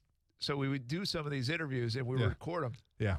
And he would have like 5, and 6 it wasn't things even written my down on his hand. hand. It was my arm, too. Yeah, and it wasn't really like, he wasn't really that good at quietly doing it. Like, it was kind of noticeably like, it was like I had a sleep tattoo. It's like 2 questions in, he'd be like, let me check that out real quick. Yeah, okay. Well, but it's not like I'm getting I mean, I'm doing the interview. They don't got to look at my face. You're all good. I just always wonder what like Avery Jones and those other guys were like, what the hell is he doing? But you know what's crazy now? Like I don't even have a script anymore. I just go off of like I listen actually. See how far you've got? You listen. Yeah, That's a good idea. I listen. Who would think that? You know what I do? I listen. Wow. Dude, Juwan Taylor could have been like, yeah, man, I mean, it's been a rough training camp for me. I'm trying to get my bearings straight, but it's rough out here. Hey, Juwan, so what is it like playing in Florida? I just didn't even listen to the question. There is that. You'll find some interviews like that online, and it'll bother me when I'm like, you're not even listening to what they're saying. Yeah. At least. Especially when you're in person, too. It's easy to do personal. Because you're kind of locked into what you might ask next, but it's the most, you listen to anybody that's a really good interview, and they say that's the number one thing. Listen, and then you can, boom, right back, fire another question. I think Larry King was the latest recently to say that. Well, Marty Smith told us that, too. That was the piece of advice that he had for me when I asked him, what piece of advice can you give me to someone that's coming up in the game? I think you might actually asked him for me, but he said, just listen. Like, he's had so many interviews that he regrets where he just didn't listen and be quiet and just listen what they have to say. Yeah, and that's true. And obviously Marty Smith is, he's good at what he does. There was at a good rate. Yes. I was reading something too about you always ask why 3 times after they tell you something. Like in an interview, you ask them, you kind of go 3 layers deep on what they said to kind of get that whatever. Because in the biz, I like to ask who, what, where, when, why. That's it's one of those tips I like to use. I'm not sure if you heard that before. No. But this is I'm actually writing a book. It's more like journalism 401, but all right. It's a little advanced. Who, what, when, where, when, why. I'm going to keep going on this tangent, Stephen. Hang on a second, because we're going to just go all over the place. Hold. But I was telling Tanika and Philomato was in last night, and Beaton Ball was down there during our newscast. Flex. That was a flex. That was a flex. It's a flex that I talked to the people that I work with. And so I was talking to them yesterday, and I said, you know what's really weird? Because it happened to me 2 more times yesterday. I've been in the business 20 years. Mm-hmm. And you get, same thing I did when I was in college or whatever, and I wanted to get in the business. You email people that are in the business, or I don't even know if you emailed at the time, but you call them up, be like, hey, can you give me some advice, whatever it is. Yeah. If you have any openings. It's DMing now. Now it's probably DMing. Well, I'm telling you, in the last, I thought this business, there'd be less people maybe getting into it. I'm not even talking radio. I'm talking more on TV right now. Sure. I have had, in the last 6 weeks, maybe more people reach out to me and see if we either had openings, some advice, about all that kind of stuff, than maybe my entire career. Well, in the last 6 weeks. And it's like, why are all these people reaching out right now? Because he had a 12-year-old on the show, and all of a sudden it's like, well, I guess Austin Lane's not going to be here anymore. Sorry. Hey, my bad, dude. Because he had a 14-year-old on the show. Point. And it's like, whoa. If you look at who you're surrounding yourself with, you're with an MMA fighter. Yeah. A guy that does music all the time, and a 14-year-old kid. It's like, well, hey, maybe I can do it too. Let's give that guy a call. No wonder why I'm getting all these I got emails. a broken nose. Let me give Brent a call here. Yeah, let's see what happens. So, but the funniest thing is, hey, if you are going to reach out, and this doesn't offend me, but it probably isn't going to help you when I put you in my file of next time there's a job opening. Yeah. My name is Brent, not Brett. Oh, no. It happens all the time. No way. Oh, yeah, all the time. I mean, people spell my name. Like, I've had by the way, I've had requests too, though, and it's kind of funny because it's me. Like, what do you want me to do? They're like, hey, man, like, I'm interested in maybe some kind of, internship or working with, like, go play in the NFL, then go fight a little bit. Maybe you can get in. No, I'm not even trying to be like that. I'm just like, man, I'm very green and very new to this whole thing. I kind of sent him, I sent him your way. No wonder why, yeah. I'm like, what do you this guy told you to go to Brent. What do you want me to do? But it's Austen. E-N, yeah. So let's get that first name right, everybody. A guy the other day on Twitter, I tagged like the wrong person. Yeah. I think it was after your fight. I got you. That's Austin Lane 1 with the I. Remember that? There's like an Austin Lane 1. Yeah, there's an Austin Lane 1. Yeah. Thanks for correcting This guy's that, like, dude. why do I get this kind of stuff? No, for sure. All right, is Steven still on the line after all that? What's up, Steven? Man, we talking football because we're getting a mascot bracket in a moment. Okay, real quick, I have 2 questions for Austin and Shock Your Mock. Nope, sorry, Brent. 2 Austin What the questions. heck, dude? Sorry, It's Brent. Thursday. Shock Your Mock doesn't start Brent today. made the T-shirts, too, and he gets no love. What's up, Steven? Talk to me, man. Oh, I like the shirts, too. I'd definitely wear it. That was Brent's idea. See, Brent, there you go. Yeah, I mean, great idea. All right, let's get those Austin questions. But, well, since you do it, of course it's questions for you. First of all, my first question, would you be against possibly getting offensive linemen? Because if you think about it, Cam, franchise tag, he's only here 1 year. Norwell, his new deal, he's only here 1 year. Plan for the future, they get some practice with Warhop, and, I mean, face it to history, Cam hasn't played a full season since we got him. So they'd be able to get reps. And question 2, because Brent has mentioned before in regard to drafts, what would you consider a good draft? Because we'll say an example of 10 picks. How many would you have to hit on to be considered a good mock draft? All right, great. Appreciate you, Steven. And hey, I can actually answer that question, both your questions, in one answer, believe it or not. So, Brent, we used to have this phrase back in college at Murray State saying the bit is in. You know what that means when they say the bit is in?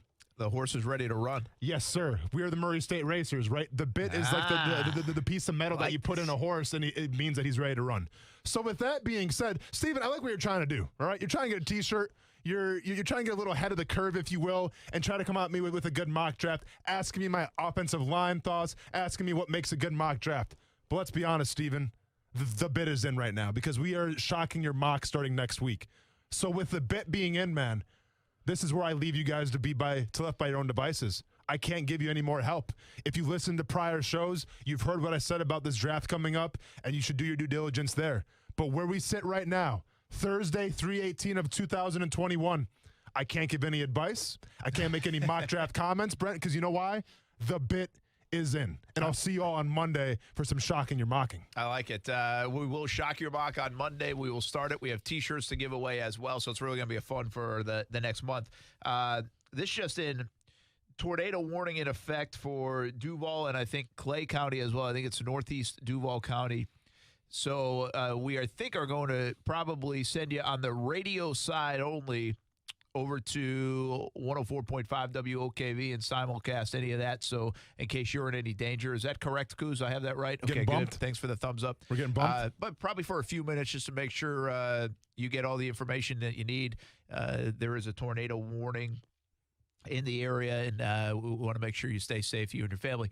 On the stream side, Facebook, YouTube, Twitter, Twitch, we'll stay here with ESPN 690, and I'm sure we'll be back on the radio side here in just a few minutes as well. But Action News Jax, of course, on CBS 47, Fox 30, live on TV right now, and also 104.5 WOKV, full go on the weather. And probably jumping in simulcast right here on ESPN 690 for a few minutes because of a tornado warning in Clay and northeast Duval County, I think it is. So you'll get the latest information on that. And obviously priorities, right? I mean, we're getting ready to break down a mascot bracket that's where right we're going now. next. It's a little bit different than tornado warning. Yeah, and with the risk of being too selfish, but does this still count towards our ratings then if the news is still playing on our station? Yeah, I doubt they're going to change it. So hopefully there's a big bump during the. That's what I was getting at. And we'll get to that. That's a good idea. Yeah. We won't tell anybody else. So if you want to, you can listen to the tornadoes still. And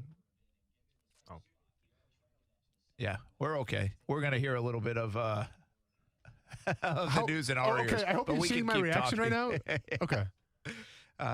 Wait, we just talked to each other.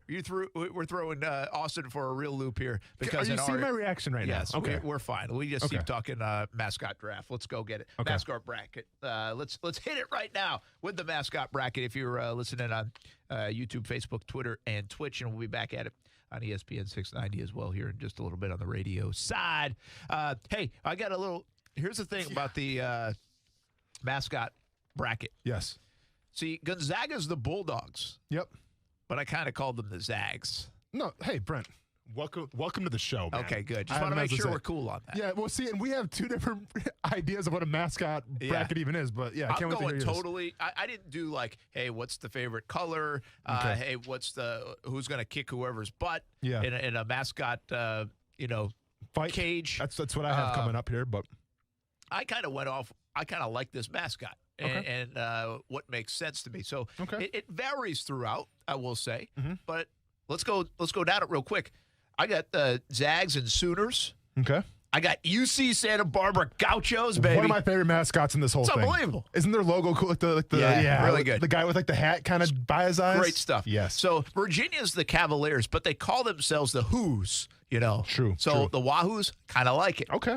More so than Ohio Bobcats. Sure. So that's how I went. Yep. And we got Wichita State. We don't even know if they're going to survive the play-in game, but we got to put them in right now because they're the Shockers, baby. And that might be the national champs with the Shockers. The Jayhawks over Eastern Washington, the Eagles, Oregon Ducks, VCU Rams. I took the Ducks. Okay. And I got the Antelopes instead of the Hawkeyes, Grand Canyon. Wow. I like Antelopes because I thought I gave it you. Don't let John Bachman hear that now. Yeah, I know. That's probably why I did it. Yeah, that's a good point. Never mind. What do you got? You got anything crazy? You like the Hawkeyes? Are we going to the West here first? Go to the West. Okay, cool. So we had different ideas of what a mascot bracket consists of. For me personally, I said if these two mascots / animals or whatever they are were in a cage, who's winning? Okay. So I got the Bulldogs winning against whoever, Norfolk or Appalachian State. I mean, the Mountaineers, I'll take a Bulldog all day. I have the Tigers beating the Sooners. I mean, the Grouchos, I'm not really sure what a Groucho even is, but when I look at him with that cool hat and he's kind of got those sly eyes, that guy's going far in this thing. So I got the Grouchos upsetting Creighton. I got the Cavaliers beating the Bobcats. I think the Cavaliers, they kind of have guns, so you're good to go. Got the Trojans, with all due respect to the Shockers or whoever Drake is. Might be the Bulldogs, Drake? I think you're right. Okay. I have the Cavaliers beating that.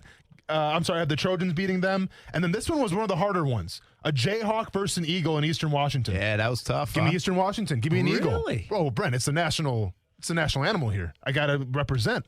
And then finally, I got BCU beating Oregon and the Ducks, and I have the Hawkeyes beating whatever the heck the Grand Canyon University was. Antelopes. Yeah, come on. What does an antelope bring on the table? So I kept going here, right? I got Sooners over the Zags. Yep. I think Sooners is pretty cool. Yeah. I got the Gauchos beating the Who's.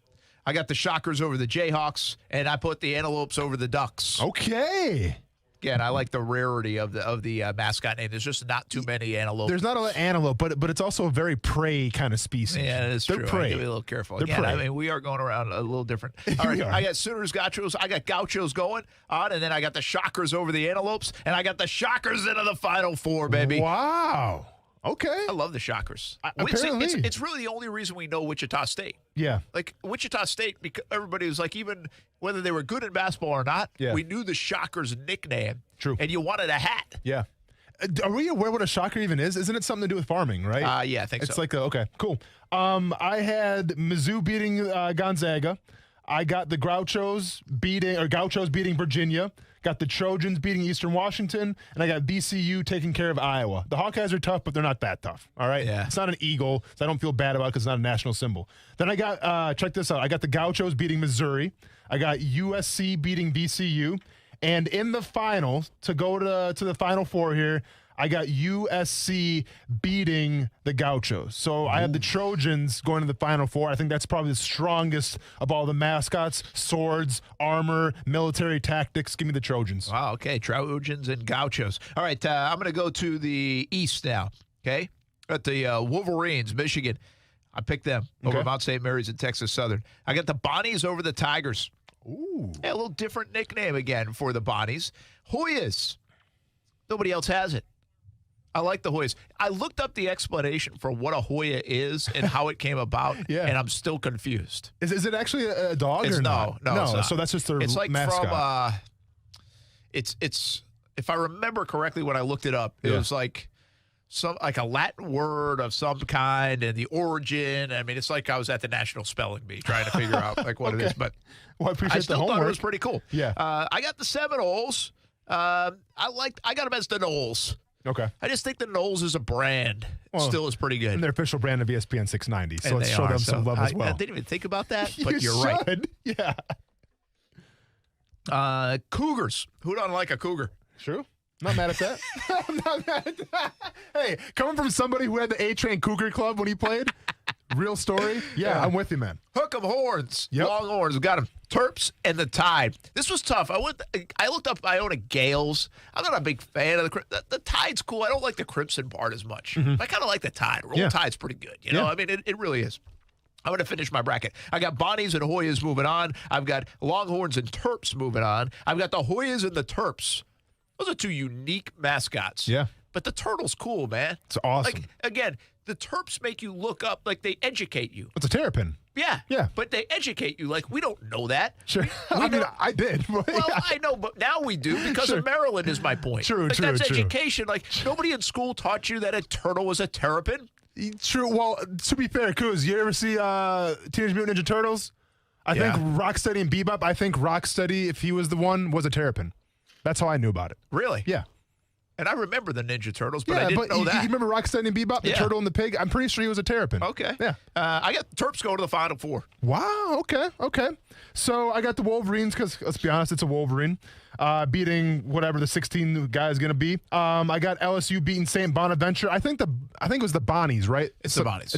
It's a dog. Well, their dog's a mascot. So Dog's a mascot, but I think, Tiger. again, it's about a word origin of is how that came about. Well, if you throw a word origin in the cage with a tiger, I like the tiger over the word origin. Again, you're going fighting words here. I'm going fighting words. Go ahead and give me the Colorado Buffaloes over Georgetown. All due respect to the Good call, Hoyas. too. Buffaloes isn't a bad mascot either. Yeah, I'm taking the Florida State Seminoles, man, and I'm taking. So I got these guys going far. I'm taking I think the Spartans are going to beat the Bruins. I think the Spartans are going to go far. I got the Spartans beating the Cougars. I got the Longhorns beating Abilene Christian. I got the Terps beating the Huskies, and I got the Crimson Tide beating Iona.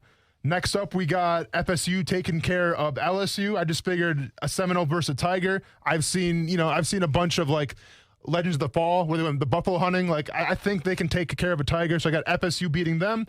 I got I got Michigan State beating Texas and Bama beating Maryland. Bama takes care. This was the hardest one, Brent. An elephant versus a Spartan. Now, usually you've seen 300, so you take the Spartan. But I think if the elephant became self-aware in a small cage, dude, that's a big animal that can carry a lot of weight. I got Bama beating MSU. And like I said, I got Florida State beating LSU. And in the finals, this is more of just a sellout move because they're one of the official sponsors of the show. We're the official station. I'm taking Florida State in the Final Four. Very good. Wow. FSU go in the Final Four. You could make that case just in basketball in your bracket, too, not just a mascot name. So I got the Shockers and the Terps on that side of the bracket. You have the Noles and who else? USC, the Trojans. And USC. All right. Kuz is pushing a lot of different buttons here. Just a reminder, we're right now live on Facebook, YouTube, Twitter, Twitch, our video platforms. On the radio side of things, Kuz, I can't hear anything you're saying. You're back on radio now. Oh, we're back on radio? Yes, that's what I was trying to tell you. Okay, well, whatever. Try to talk to me again. You don't hear me? Okay, now I do. Well, I was listening to Garrett Beatonbaugh give us a tornado warning while we were talking, so I had to turn you down. I don't know how you can do that, man. So I was going crazy. But so bottom line is we're back on the radio side as well. We're full-blown Action Sports Shacks on ESPN 690. Okay, good deal. Nice. We just did half of our mascot bracket. Does that mean the tornado warning has been lifted?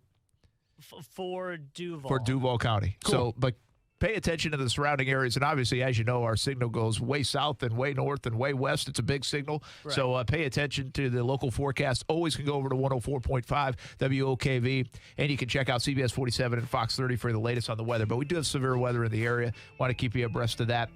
So we'll continue to do so. But we'll also talk more about the bracket, the real bracket. Who do we have winning the whole thing going into this NCAA tournament tomorrow? It's weird, right? Usually it's on a Thursday. We've got play-in games today. That starts in about an hour. And then we've got the real deal starting tomorrow into Saturday. We'll take place the round of 32 on Sunday and Monday as well. We'll finish up our brackets. We'll have more football talk as the Jaguars welcome in some of their new free agents, and they meet the media as well. All on the way. Action Sports Shacks on ESPN 690. Now, the First Alert forecast on ESPN 690. A First Alert weather day, still tracking some scattered showers and thunderstorms approaching the area this afternoon through the evening commute. Will be drying out between 8 and 9 p.m. to the south and east of Jacksonville and St. Johns County. But we do have a tornado watch in effect until 6 p.m. for most of the listening area except St. Johns County. We'll be tracking that into the evening. Overnight, we drop down to the lower to mid-50s. With your First Alert forecast, I'm Action News Jax meteorologist Garrett Biedenball. The Weather Center is brought to you by Beards Diamonds, where right now you can get 5 years zero-interest financing with nothing down. CGC Water has been telling you if you're not filtering your water, you are the filter. Still not a believer? Well, you can believe me. My family has been a happy CGC Water customer for 4 years now. Customer service is tremendous. We got our water tested. We were told about our options in financing in detail. No pressure, just information. Installation was quick, and the CGC team was there every step of the way. And we absolutely love it. Because it works. Heck, I even think my coffee tastes better because of it. And I love my coffee. A Kinetico system from CGC Water removes up to 99% of contaminants. That's clean. Schedule your free water test today and ask how you can save up to $500. CGC is still taking extra precautions with in-home visits and continuing to follow CDC guidelines. Financing available with approved credit. Call 904-552-1242 for details or visit cgcwater.com. Serving Northeast Florida and Southeast Georgia. CGC Water Treatment, your local independent Kinetico dealer.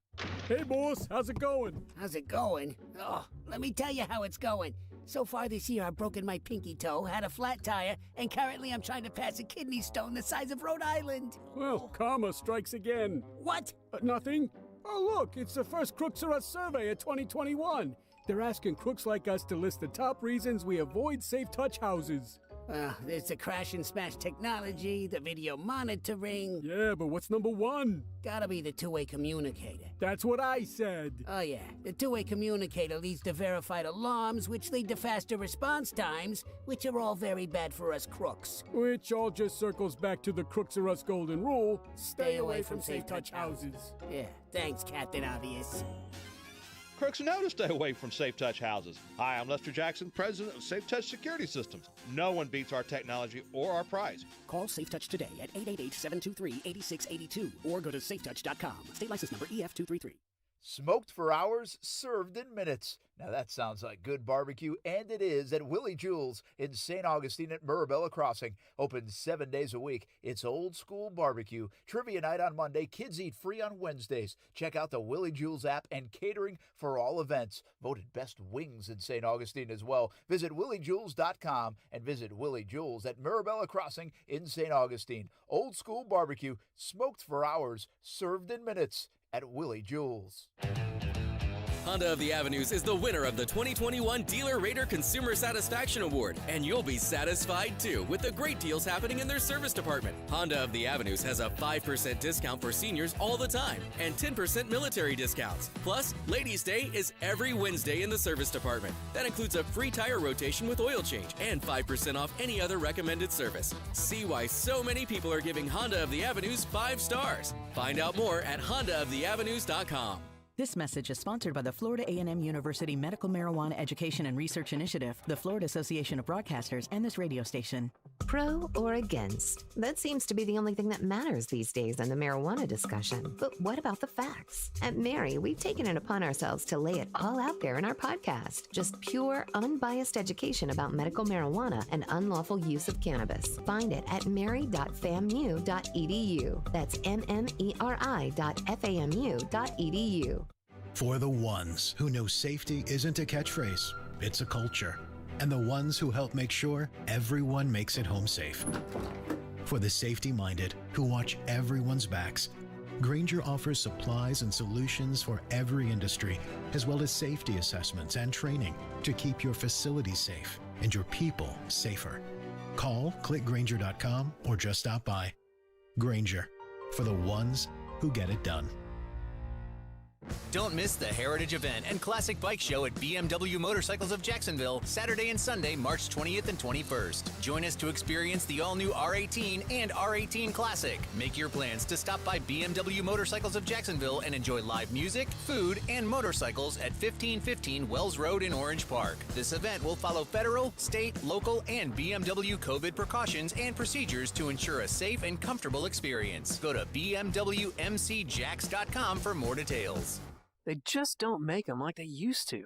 People say that a lot, and sometimes it's true, but not for air conditioners. Manufacturers actually make them better than they used to. It's just that local AC companies don't install them like they ought to. Old school rules of thumb and yesterday's shortcuts simply sabotage new school systems. Can new technology give you more comfort with longer service life? Only if the AC tech knows how to properly engineer it for your home and how to install it right. So techs that don't understand inverters, low voltage controls, and how to configure the software, dip switches, and refrigerant charge for Florida humidity, they'll totally turn it into turd buckets, especially if they just do a swap the box install without fixing your ductwork and airflow. My point, the better the technology, the more important the install. At Griffin Service, we fix what others can't, but it's best to have us install it right from the beginning. So if your new system ain't working right or your old one needs replacing, call GriffinService.com. 1250-697. Life is complicated. We all know it, and all can use the proper support system. You know what else can be complicated? Owning a home. And that's why Rex was built to go beyond the simple real estate transaction. Full-service agents for buying and selling, mortgage services, insurance quotes, escrow and title, even home repair, all one call away. I guess you could call Rex your home support system and not a typical brokerage. Call 833-REX-HOME. That's 833-739-4663. Want more? Of course you do. With all that convenience comes reduced fees too. In fact, the average Rex homeowner saves over $10,000 when buying and selling a home. Want to get started? It's never too soon. Call 833-REX-HOME. That's 833-739-4663. 833-739-4663. Florida license number CQ1057788. For further licensing disclosures, please visit rexhomes.com. CGC Water has been telling you if you're not filtering your water, you are the filter. Still not a believer? Well, you can believe me. My family has been a happy CGC Water customer for 4 years now. Customer service is tremendous. We got our water tested. We were told about our options in financing in detail. No pressure, just information. Installation was quick, and the CGC team was there every step of the way. And we absolutely love it because it works. Heck, I even think my coffee tastes better because of it. And I love my coffee. A Kinetico system from CGC Water removes up to 99% of contaminants. That's clean. Schedule your free water test today and ask how you can save up to $500. CGC is still taking extra precautions with in-home visits and continuing to follow CDC guidelines. Financing available with approved credit. Call 904-552-1242 for details or visit cgcwater.com. Serving Northeast Florida and Southeast Georgia. CGC Water Treatment, your local independent Kinetico dealer. No matter what you are driving, you can step up to luxury now at any of the Fields Auto Group dealerships in Jacksonville. Cadillac, Jaguar, Land Rover, Lexus, Mercedes-Benz, and Porsche. Yes, it's luxury for less at all Fields Auto Group locations in Jacksonville. Plus, you'll also be part of their exclusive Fields Amenities program, where you will get complimentary loaners, car washes, and cafes. So whatever you're driving, see Fields first and step up to luxury for less during this amazing opportunity. Visit fieldsauto.com. Does it feel like finding clothes in your fit is impossible? Tired of feeling overwhelmed with options that just aren't right? Let the experts at Stitch Fix do the shopping for you. At Stitch Fix, we make sure each piece is hand-selected for your life. So whether you're staying home or on the go, Stitch Fix has the answer for what to wear. We make it easy to find what works for you. Signing up takes just a few minutes, and styles are delivered directly to your door. Get started today at StitchFix.com. Stitch Fix, your style delivered. I should have my kid tell you about Jumpin' Jack's House of Food. It's Ty's favorite burger in town. Make it one of your favorites as well. Jumpin' Jack's House of Food has 3 locations now, Atlantic Beach, Mandarin, and downtown Jacksonville. Change your life burgers. But they have salads, pizza, and much more on the menu, too. Let Jumpin' Jack's House of Food be your great neighbor. Lunch or dinner with the family, or they will cater parties from 200 to 500 people. Jumpin' Jack's, HOF.com for online ordering. Jumpin' Jack's House of Food, open 7 days a week. Hey, it's Goose from Action Sports Jacks on ESPN 690. Now, I know there's a ton of ways you can listen to the show, but did you know one of the ways is through a smart speaker? Yes, the Google Home, the Amazon Alexa. It's pretty easy to do. Just tell either of them to play ESPN 690. Try it out weekdays from 3 to 6 p.m., and you can listen to Action Sports Jacks. Brent Martineau. All right, Jason Fitz, thanks for checking in, man. We didn't try to keep you too long today. We gave you a shorter. Austin Lane. Hey, Jason, real quick, man. Since you have that Belinda Koff Award, since you can, vote on that, Murray State's got a couple good receivers. No, they didn't play this year. Okay, they didn't play a game this year, but Murray State's got a couple good receivers. Just check them out real quick. Action Sports Jacks on ESPN 690. Man, I see the vision that Coach Meyer is trying to build here. I'm a Florida guy, so that was an easy decision in my books. And, Coach Meyer wins. If you look at his track record, I think he lost like 17 games. I don't know how long, like 20 years or something like that. So, everything's there. The track record is there. Why not Jacksonville? This is perfect landing spot for me and my family, and we're looking forward to, making it happen. Rayshawn Jenkins, Jaguar safety. I don't know what to expect out of this guy. He's one of their big signings. Yeah. And I just feel like he was a bit hidden in the whole talk and conversation because you're waiting to see if guys would get tagged, and then bam, he kind of elevated up that list. John Johnson, a guy out in L.A. as well. So you had 2 L.A. safeties. One goes to Cleveland. Jenkins ends up coming to Jacksonville. I'm not telling you that I don't like the move. I kind of like that they have confidence in a guy that's got his best football ahead of him. Yeah. But I'd be lying to you if I said I'm all jacked up about Rayshawn Jenkins. I think he's going to change the dynamic of this defense, all this stuff. I just don't know. I mean, I really don't know what the Jaguars are getting in Rayshawn Jenkins, how much he's going to elevate their secondary. But I'll say what I've been saying. They got older. Mm-hmm. And now if you start to look at what the Jaguars have in the secondary alone, you have C.J. Henderson, but you have a guy, I don't know who they're going to put at nickel, but even if you wanted to put a guy like Trey Herndon there, you could, and he's now been around for a little bit. You have Shaquille Griffin. He's been around for a little bit. You have Rayshawn Jenkins. He's been around for a little bit. And quietly, Jared Wilson has been in the league now for like 5 years. Mm-hmm. So if that's what you have guys that have played the game, which means learning the defense, adapting to things, knowing what to expect, check. Mm-hmm. And that's good because last year, really the last couple of years, has been so many guys in positions that you really didn't know what to expect. Plus, they were going to make some young guy mistakes. I think the Jags are avoiding young guy mistakes here in year one with Urban Meyer. That defense is just so much older than it was a year or two ago. No, and that's the thing. When you bring in a new philosophy, I'm like, listen, Joe Cullen wants to hit the ground running. Joe Cullen wants to have a top 10 defense off the get-go. And a lot of that has to do with experience in the trenches. And it starts with stopping the run, like I've been very adamant about. I think that when you stop the run, and, I think I've quoted this Joe Cullen phrase before, I can find 4 guys on the street to stop the run because it's all about want to. I think there is some truth to that. And I think that when you have the right mindset, the right mentality, then you are a better team at stopping the run. And once again, that comes with attitude, Brent. That comes with really, like, to me, stopping the run, it's about coaching. It's about the type of energy. It's almost like a representation of what kind of coach you have, honestly. Nothing against Todd Wash or anything like that. But, like, when you think of Joe Cullen, what do you think of? You think of a dude who's always yelling, who's very high energy, very, high-strung. And then when you see his defenses play and their ability to stop the run, well, you see the same thing. You see guys that play with a reckless abandonment and gang tackle, if you will. Well, that starts with the attitude of your defensive coaches. And I think when you have guys like Strong and Cullen and other people of that nature, that's what you're going to get. You're going to get a direct reflection of the coaches that you bring in. Yeah, well, and I think to your point, too, some of that is communication. Sure. And how much are they absorbing what you want them to do? How disciplined are they going to be? How good are they at their fundamentals? How much accountability is there? Because, like you said, it's not only want to stop the run, but it's also a very often is gap discipline and all that stuff. I mean, how many times do we lost gap integrity? Well, okay. I mean, everybody knows what gaps to play. I mean, you know that since like you're in middle school, probably in high school. It's not like there's this. You're not asking like this tough math question here. You just got to go do it. And so when you get off your keys or you get off your assignments or you get off those things.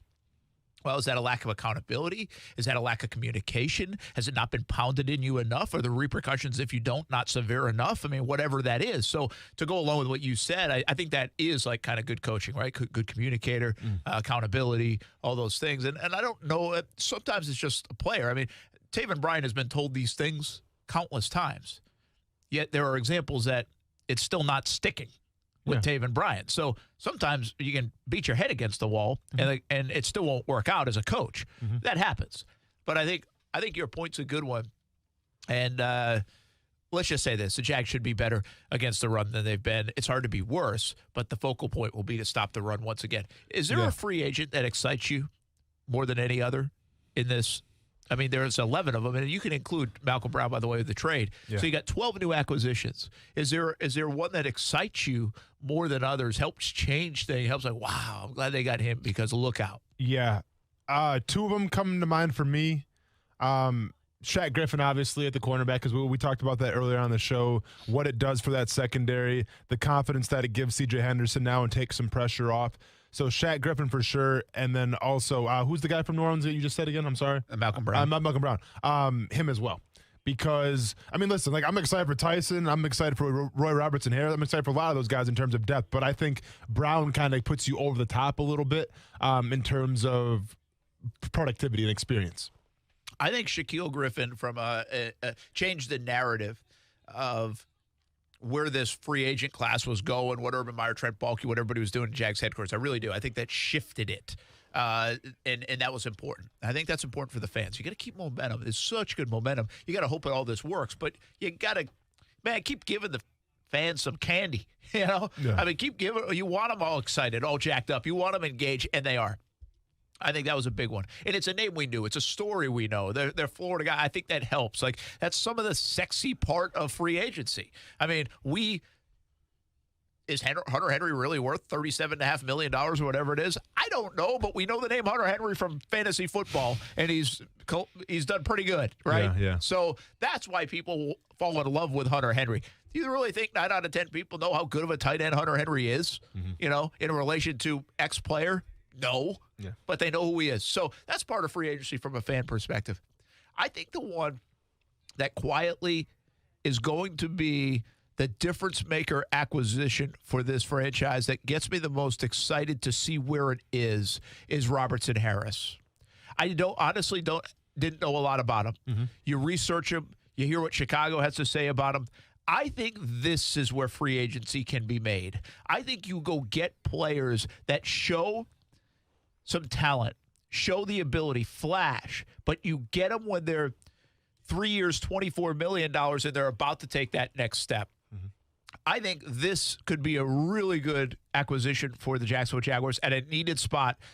He just told the media, because he talked, there's been some conversations all afternoon. He talked a little bit later than initially scheduled and just got off with the media and said he likens or models his game after Calais Campbell. I mean, if you look at the size of this man, we might see some resemblance, right? So, and I'm not even gonna go there and say that he's gonna be Calais Campbell, but I think there's potential for the Jags to have hit a home run with Robertson Harris. There was so much attention on the defensive line, but so much attention was first Leonard Williams with me, admittedly, but then with the fan base, Dalvin Tomlinson. And so everybody's like, we got to get Dalvin Tomlinson. We got to get that, kind of like the Jonnu Smith and Hunter Henry stuff, right? It's like, we got to get him. We got to get him. We got to get him. That will beef it up. He's the best guy. Was he? Is he? Or is this guy potentially just as good? And I think this one could be a really good acquisition for the Jaguars. It has me excited to see if they were right on him. and I think we're all going to learn about it.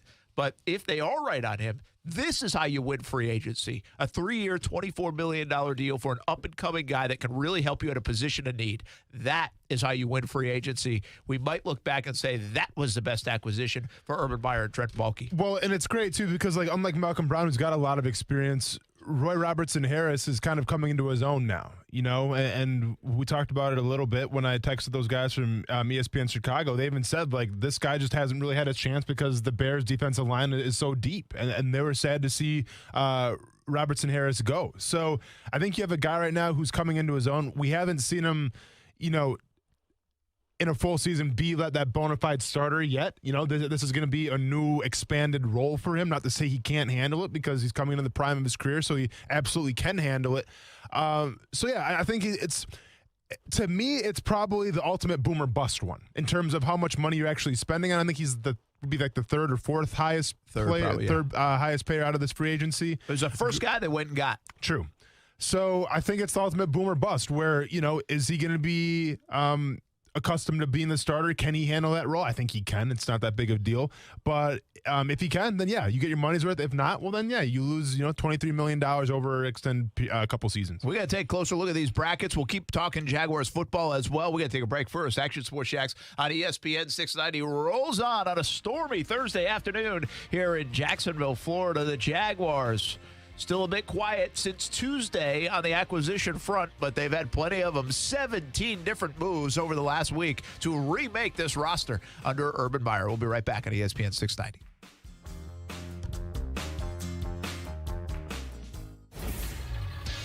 ESPN 690 Sports Center Update. Happy Thursday. I'm Jake Mitchell. Texans quarterback Deshaun Watson now has much bigger problems than getting out of the Texans organization. He is now facing 2 separate civil suits from 2 different massage therapists alleging inappropriate behavior. Here's Scott Van Pelt with Watson's statement on the allegations. I have never treated any woman with anything other than the utmost respect. The plaintiff's lawyer claims that this isn't about money, but before filing suit, he made a baseless 6-figure settlement demand, which I quickly rejected. Unlike him, this isn't about money for me, it's about clearing my name, and I look forward to doing that. And here in Jacksonville, rumors are swirling that Minshew Mania could be on its way out of Duval. The Jags have had a few calls from teams interested in acquiring the mustache services of Minshew. No word on which teams or if they will use him for a starter or a backup. The Sports Center Update is brought to you by Morgan & Morgan. Morgan & Morgan, for the people. The biggest names in sports, coming to your mornings. Cleveland Browns head coach Kevin Stefanski. Kevin, there are so many expectations about Baker Mayfield coming into this season, but what impressed you most about him? One of the things I love about Baker is how he works. He's a gym rat. He grinds. He wants to be great, and he understands that there's no secret. You can't snap your fingers and it just happens. The biggest names in sports, every morning with Keyshawn, J. Will, and Zubin on ESPN Radio. We should always be looking at our finances, but 2020 made my family take an even closer look, a bit more of a deeper dive, and it might have done the same for you, even into the world of retirement. Although that's a bit down the road for me, it might be closer for you, and your plan should already be under a microscope, and you have to lean on the experts to help guide the right plan. My friend Mike Lester with Talon Wealth Management is the perfect partner. He will provide a complimentary analysis and a plan for you. Call him at 904-515-5000 or visit guardingyournestegg.com. That's 904-515-5000 or guardingyournestegg.com. Mike will give you the guidance you need as retirement gets closer. He can help you convert company plans to private plans, a move that might give you higher returns and more options. You've earned the money. Now make sure you are ready for whenever retirement will be. Call Mike Lester at Talon Wealth Management, 904-515-5000. That's 904-515-5000. Or visit guardingyournestegg.com. You're pregnant. How far? 1 month, 2, no doctor yet. I can't afford it. Protect yourself and your baby. The health department can help you out. Test for STDs. I don't have diseases. You don't know. You don't always have symptoms. STDs make you and your baby sick. I don't want my baby sick. No one cares more about your baby than you. I'm calling my county health department. A message from the Florida Department of Health, the Florida Association of Broadcasters, and this radio station. Where else can you get luncheon, brunchin', boozin' specials? Only one place, at Culhane's Irish Pub at Atlantic Beach and on the south side. It's as Irish as you can get, owned by 4 Irish sisters. Yeah, they've got fish and chips, of course, shepherd's pie. Go today for lunch or dinner. Eat in, order out. Culhane'sIrishPub.com for the full menu. And try the new 5 Sisters Vodka at happy hour. Luncheon, brunchin', boozin' specials, and so much more. 2 locations, Atlantic Beach and the south side. Culhane's Irish Pub, Irish Sass with 5-star class. For the ones finding new ways to ensure the job always gets done.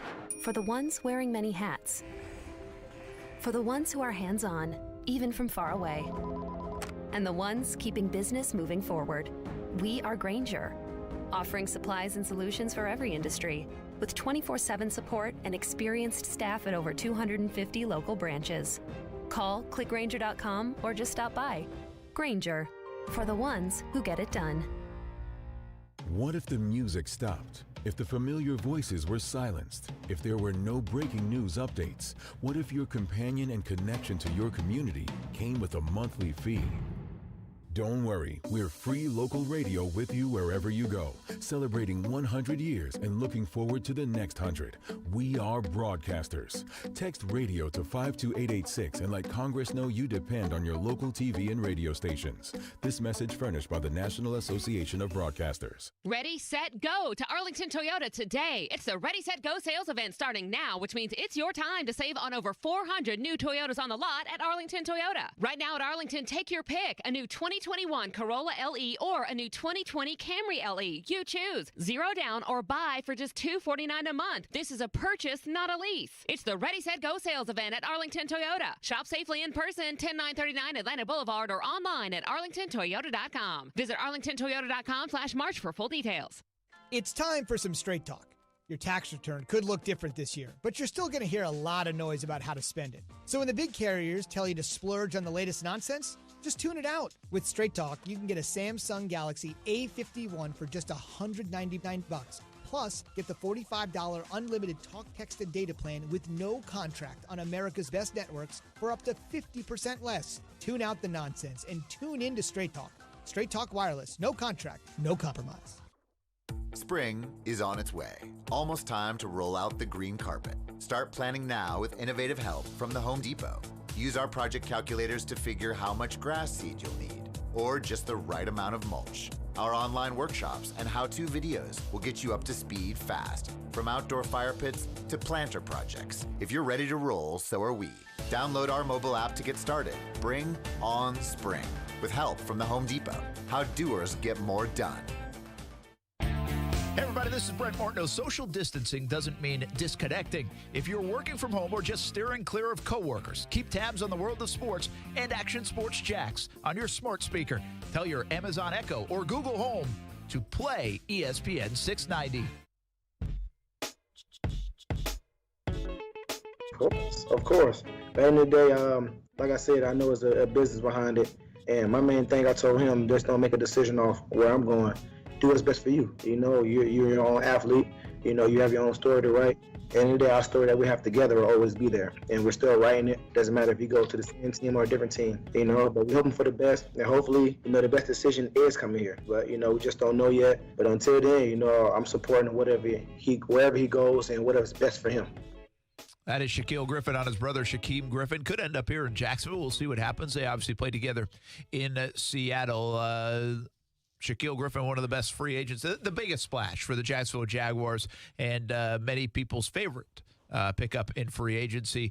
There's plenty to choose from, though. Jaguars acquire 12 new players and re-sign or tag 5 of their own in the last week and a half. So Urban Meyer, Trent Baalke, very busy. We'll see if they're done. Been quiet now over the last 36 hours or so, and some of those free agents are getting welcomed into Jacksonville. We'll talk more to those guys on Monday as well, I think. There will be more that will come into town. And Urban Meyer is scheduled to talk to the media tomorrow bright and early. So we should have some of that. Cool. So a bunch of discussion on what the Jaguars are doing tomorrow's show as well. You going to ask him for his mock draft? No. Okay.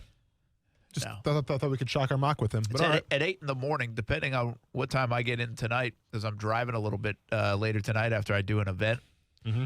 I'm not sure I'm going to make the 8 o'clock in the morning, especially if the pollen is still like this in my face. Well, yeah, I guess. I mean, if you don't want to ask him a good question, you don't want to ask him a good question, Brent. That's on you. You've been in this business longer than I have. It's not like I have credentials.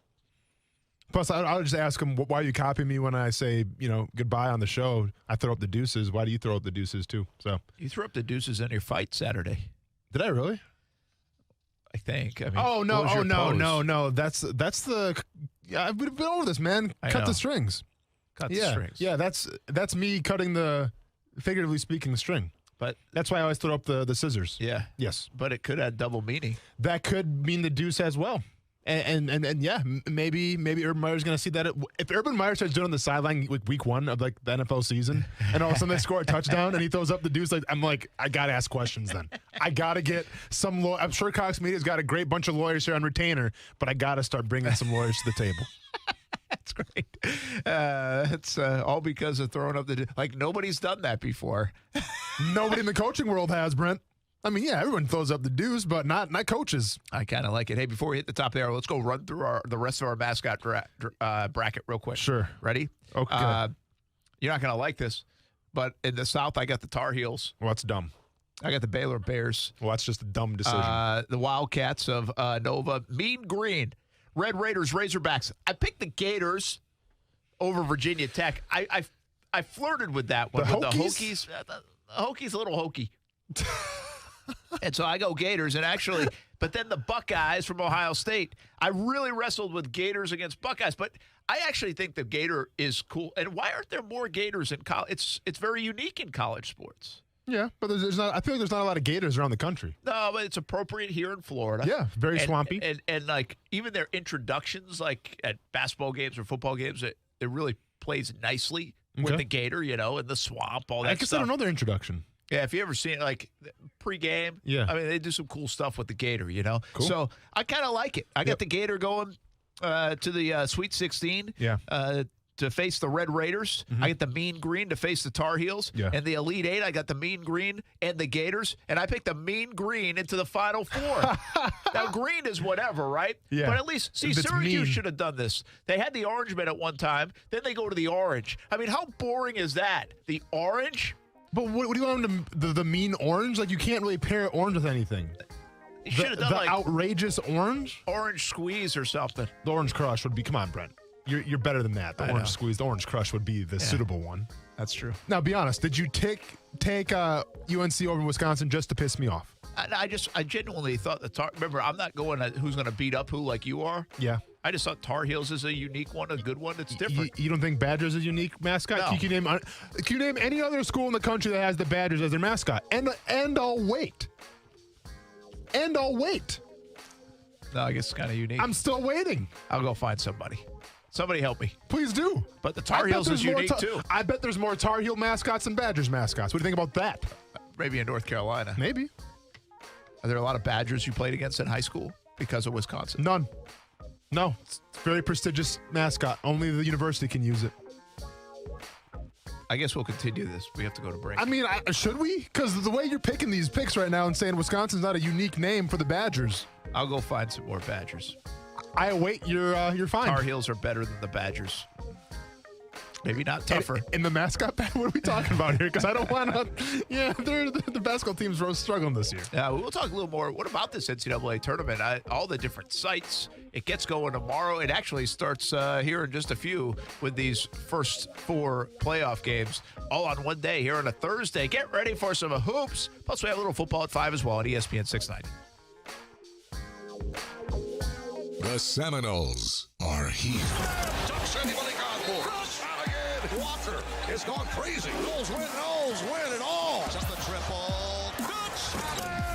You'll hear the horn. The Knowles will win. Catch the action all season long right here on your radio home of the Seminoles. Hear FSU basketball on ESPN 690. Thanks to Donato's Pizza, where every piece is important. Mike Greenberg, Greeny, The biggest difference between the athletes of today and the athlete of Shaquille O'Neal's generation is Twitter. And with Twitter in particular, social media in general, but with Twitter in particular, the generation of athletes who grew up in that consider it to be important enough that they do not ignore it. They hear it, they live it, they respond to it, they internalize it. It matters to them. Greeny with Mike Greenberg. Weekday mornings at 10 Eastern on ESPN Radio. And watch exclusively on ESPN+. The Max Kellerman Show. The Nets started out the season without James Harden, who's their second best player, and then have played recently without Kevin Durant, who's their best player.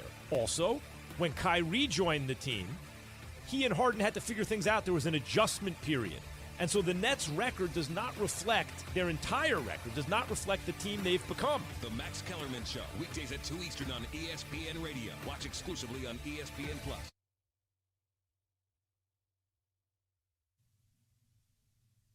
This is SportsCenter.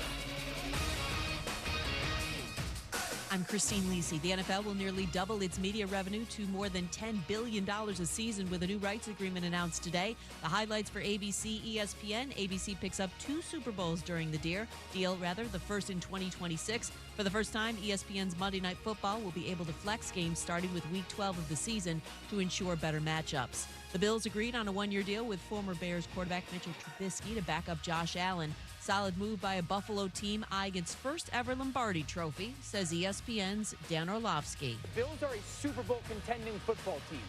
So what you want in that situation is if something happens to Josh Allen for a game or two, can you get a guy that can just win you the game? He's got some experience, there's some skill, there's some talent that just win you a game that's meaningful. That's why this signing is a big deal, both individually for the player and for the football team.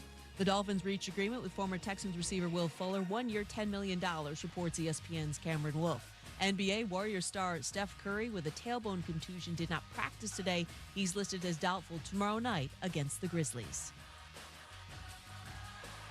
Download the DraftKings app and use code CJR to get a free shot at millions of dollars up for grabs this week with your first deposit. Minimum $5 deposit required. Eligibility restrictions apply. See DraftKings.com for details.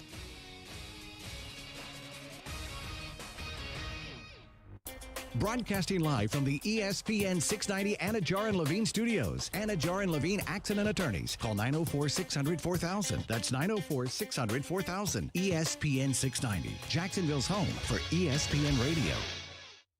WOKV Jacksonville. Listen live everywhere you go on ESPN690.com. ESPN 690, a Cox Media Group station. Broadcasting live from the ESPN 690 Anajar and Levine studios. This is Action Sports Jacks on ESPN 690 with Brent Martineau and Austin Lane.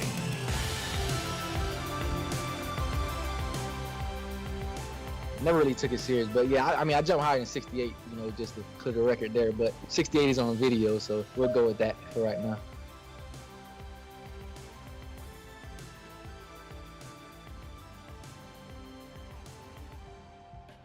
Help me out with that one, Kuz. Who was it? Rayshon Jenkins. Sorry, I was taking a sip of water, washing away the pollen. Brent Martineau, Austin Lane. Not going to lie, folks, battling through here. Yeah, the sniffles. Rough day. Did you take any Zyrtec or any Allegra or anything? Yeah. Yeah? Sometimes it just doesn't. This doesn't do the trick. Yeah, just some days are worse than others. Didn't have that local honey. That's a myth. I've tried it. I have. I've tried everything. Yeah? I think honey works, man. You gotta put honey and lemon together. That's what my grandma used to always do for me. I think it's all in your head. Okay. Well, you just sit there miserable and stuffed up, and I'll be here clear nostril. Well, I can't breathe out my right nostril because my nose is all jacked up. But besides that, I'm feeling good, man. I'm looking forward to that day when I can finally get surgery and breathe out of both nostrils. I can't wait to feel like what it's gonna entail. I can't wait. Won't it feel like a whole new world? Why can't you do it now? Well, it doesn't make sense to have surgery right now if I'm going to get punched in the face some more and mess it up again. Yeah. I wonder if somebody could just punch you in the face hard enough where it just fixes it by itself. No, that happens sometimes. Where I get punched in the nose and it starts bleeding, but it clears up my sinuses. Really? I actually embrace it sometimes. Can you punch me in the face right now? Why? Because I think I'd feel better. Oh. Kind of that whole methodology where, like, maybe if something else hurts, this won't be as bad. For sure. I might have some gloves in the car, man. We can make that happen. I don't need gloves. Just I mean for me. I'm just for your sake. I'm not trying to go bare knuckle on you, man. No. Nah. I'd take anything right now. I think I would volunteer for you to punch me in the face right this second. You can go ask Britt Baker what to do. She was all bloodied up last night for her match. She called it because we interviewed her. Yeah. You can check it out. Action Sports Jacks on ESPN 690 YouTube. And she said it's going to be one to remember and that we'll be talking about it. Well, she was trending on Twitter for a reason last night for AEW. That girl was a bloody mess. But rave reviews for that match, right? Fantastic match. I mean, thumbtacks, bloody faces, Brent. It had a little bit of everything. Now, if you're squeamish with blood and violence, not the one for you. Maybe put the kids to bed first, then watch it. How often do they get like that bloody nowadays, or do they try to avoid that? From the women's division, I've never seen it before, really, to tell you the truth. Like, not like that. The men, it's different. Usually that's kind of a pay-per-view thing, right? Because I'm not sure how TNT feels about all that blood and everything, but they went out for this one, so I don't know. Yeah, it's pretty interesting. One other thing I thought was cool, you did the interview with Britt Baker on Tuesday evening. Yeah. Right? Mm-hmm. And so we put it up on YouTube. Again, you can go check it out. So it's about 24 hours ahead of the wrestling night, last night, AEW.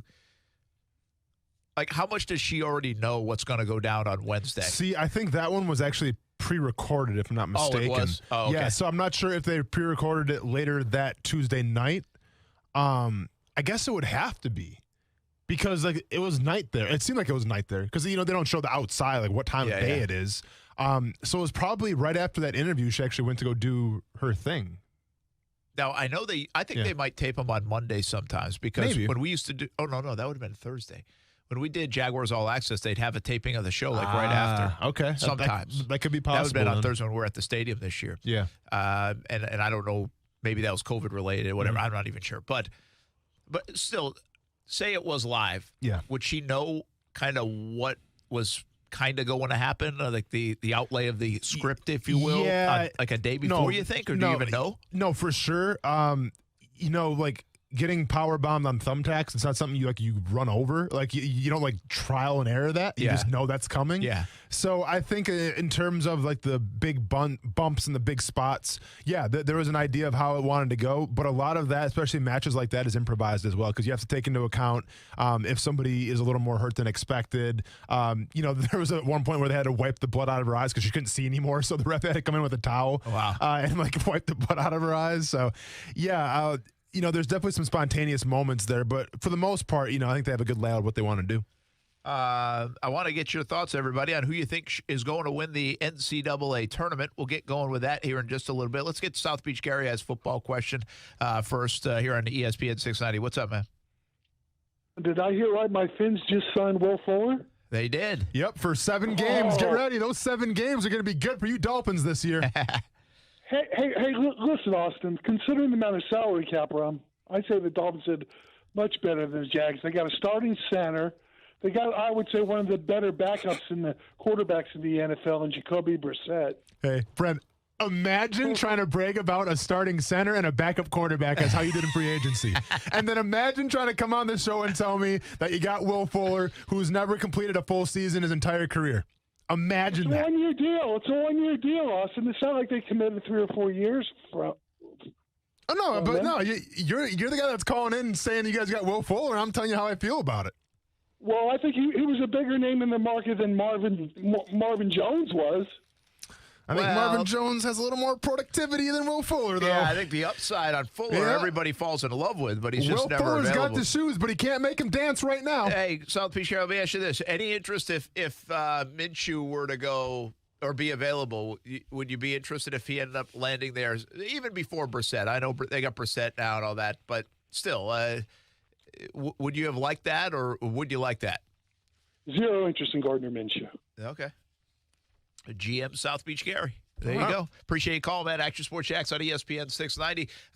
Who you got to win the NCAA tournament that's coming up? Let's finish up this mascot bracket real quick. Yeah. I got the Mean Green to the Final Four. We're going to rip through this.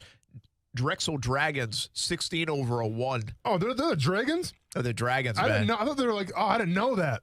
This is a great matchup right here. Loyola Chicago, the Ramblers. Yeah. Of course, you could have Which is Georgia like a wolf. Tech, the Rambling Wreck.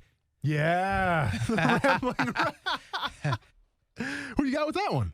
You I took the Ramblers. You got to. But do you know, I looked up the Ramblers, Mm-hmm. and the Rambler, like it comes from like kind of like traversing the country. Okay. And I think at one time they were called the Hobos or something. And It's then disappointing. they got away from that for obvious reasons. Well, yeah. And then so I think in 1990 they became the Ramblers, but they changed like their logo to like a wolf. Okay. And I think that was a story. I read a lot on that mascots today. Dude, I did you're some doing research, your work. but Yeah. I just wanted to make sure I wasn't like picking a mascot Yeah. that would get banned like in 2 weeks.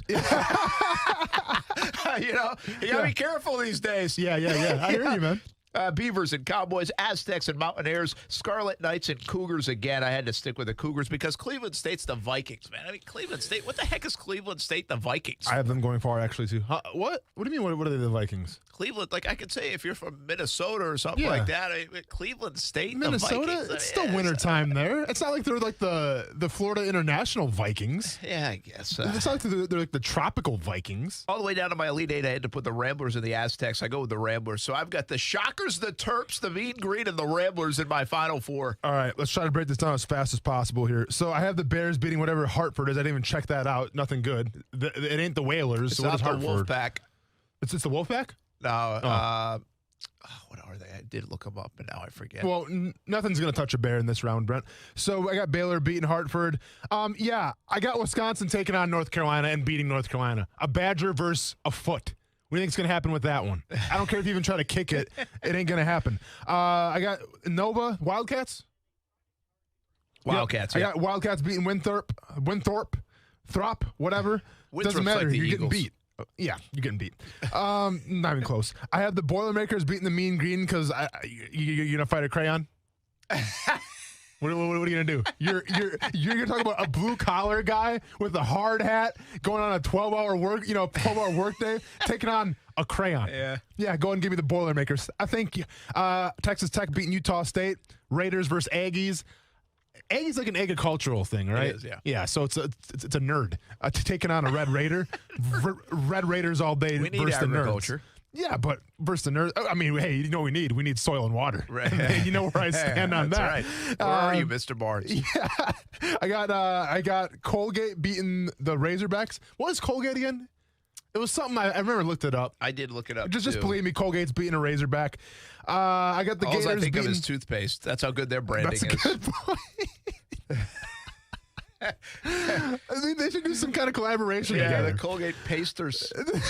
I think it's Colgate. It's the Raiders. The Pasters. I can't do this. I got the Gators beating the Hokies. I don't know what a Hokie even is. Like you said, it's Hokie. It's kind of like a but turkey it's like a chicken spinoff. Yeah, so Yeah. Gators all day. Thank you very much. Oral Roberts actually beating. Well, I don't know what Oral Roberts is. It could be another dentistry thing.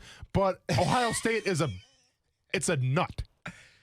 It's a nut. It is a nut. What happens if you throw a nut in the cage?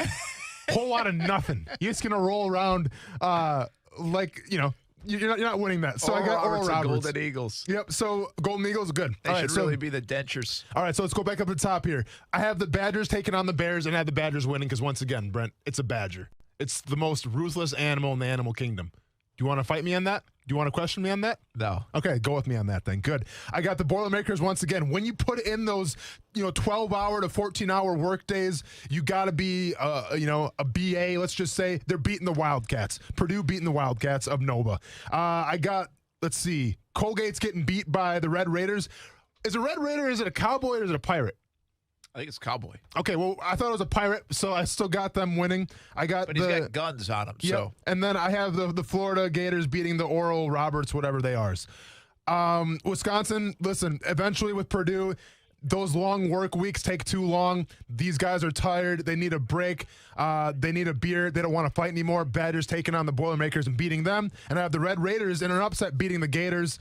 And here's where the upset really comes in. Because once again, I thought a Red Raider was a Pirate.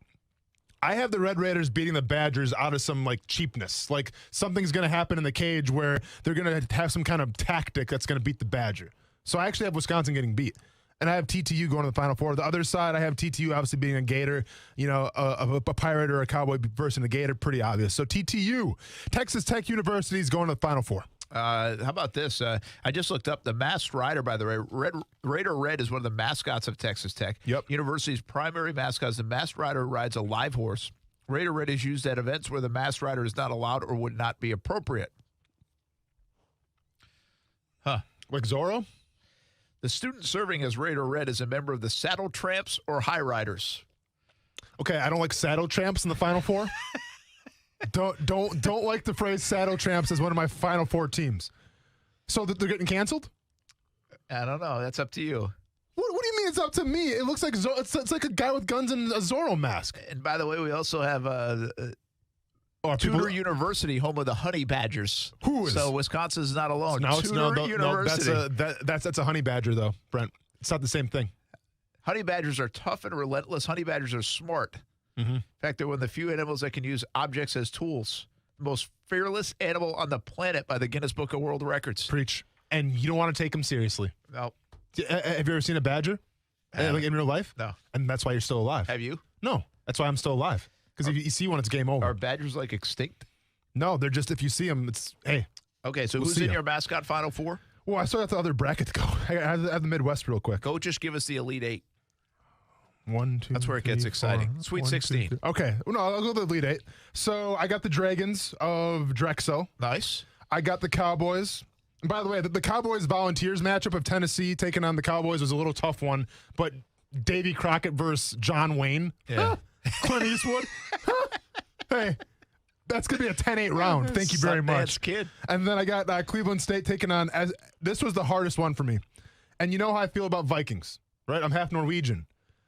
I have in an upset again. I have SDSU, San Diego State University, beating the Vikings because I feel like this fight's going to take place in a warmer climate like a Las Vegas or a Florida, and that's going to benefit the Aztecs more than the Vikings, so the Aztecs roll on. So I have in the Elite Eight here, Brent, I have Drexel and the Aztecs. I have the Dragons versus the Aztecs, and I have the Aztecs going on. So I have San Diego State, in my Final Four. All right. So USC, Trojans, FSU, Seminoles, Texas Tech, Red Raiders, either a Cowboy or a Pirate, still not sure, and then the Aztecs of San Diego State. Meanwhile, I have the Shockers from Wichita State, the Mean Green, the Ramblers from Loyola Chicago, and the Terps of Maryland. Let's welcome in UNF men's basketball coach Matthew Driscoll right now. What do you think about our mascot Final Four?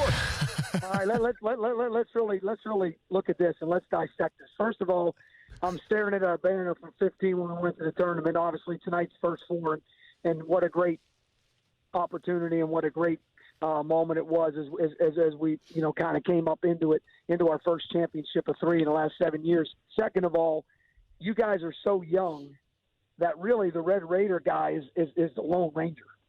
Like you guys talking about Zorro, it's like he's the Lone Ranger. Like, remember the Lone Ranger? Yeah. Yeah. Come on now.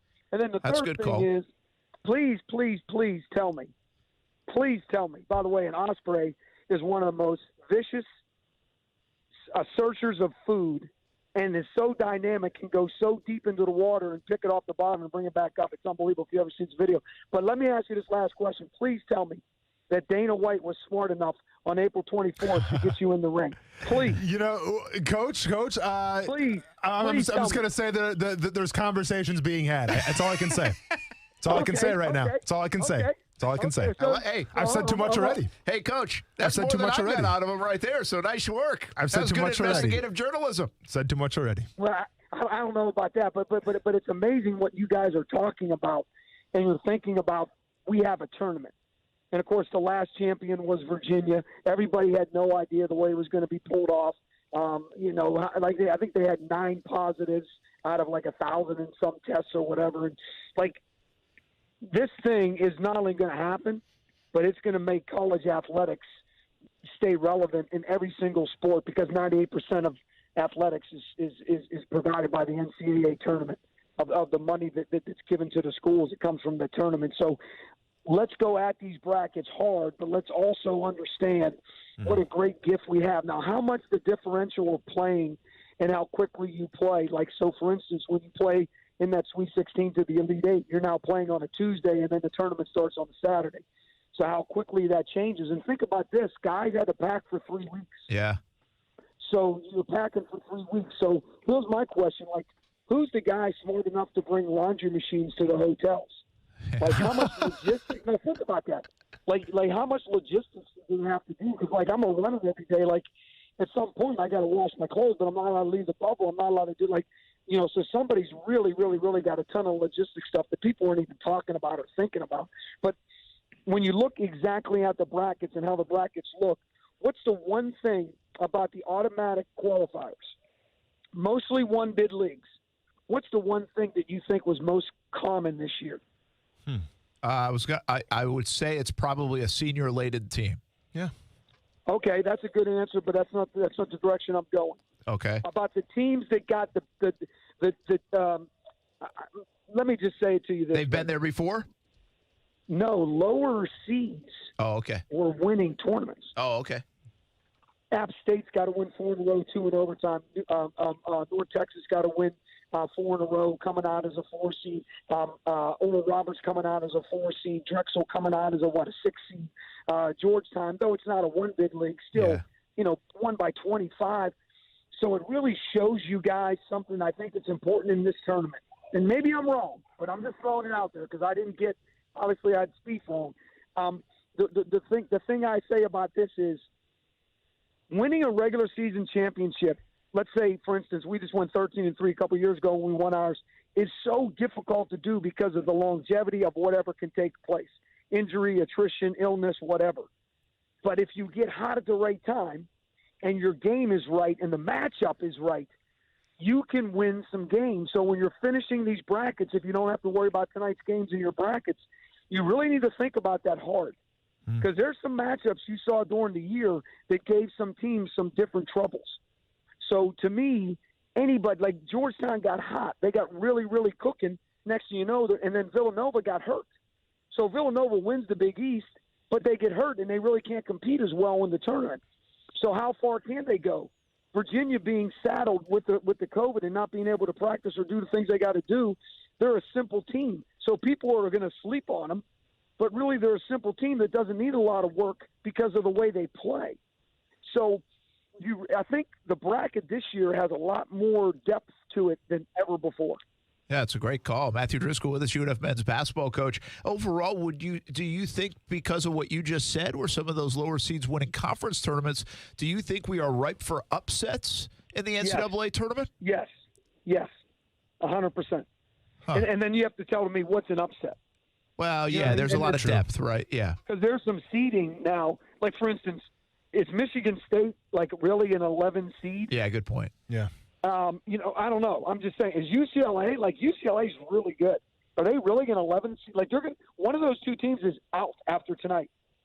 Yeah. And then you go down and you say, okay, is Maryland really a 10? But forget that. But here's my comparison. Is Maryland really a 10? Is Virginia Tech really a 10? Yeah. As well as they were ranked, but they were 15-6. They had COVID pauses. They had some really big wins. They had some tough losses. So really, when you're looking at some of the seeding, like, for instance, Syracuse is a good example. Like, they were 1-6 in quad one. Everybody said they shouldn't have been there, but they were all on the road. And every time they had a really good chance to get a win at home, which, by the way, they won all their home games, all those games got canceled because of COVID. So do we really have a true understanding of, like, and think about this. Some of these one-bid leagues had to do what we had to do, play 2 games on a road, back-to-back nights. Mm-hmm. So that's why there's so many upsets and so many lower seeds that were winning tournaments, because like the seeding was even misconstrued. Because think about us, like, we had 4 home games in the league. Yeah, That's it. That's it.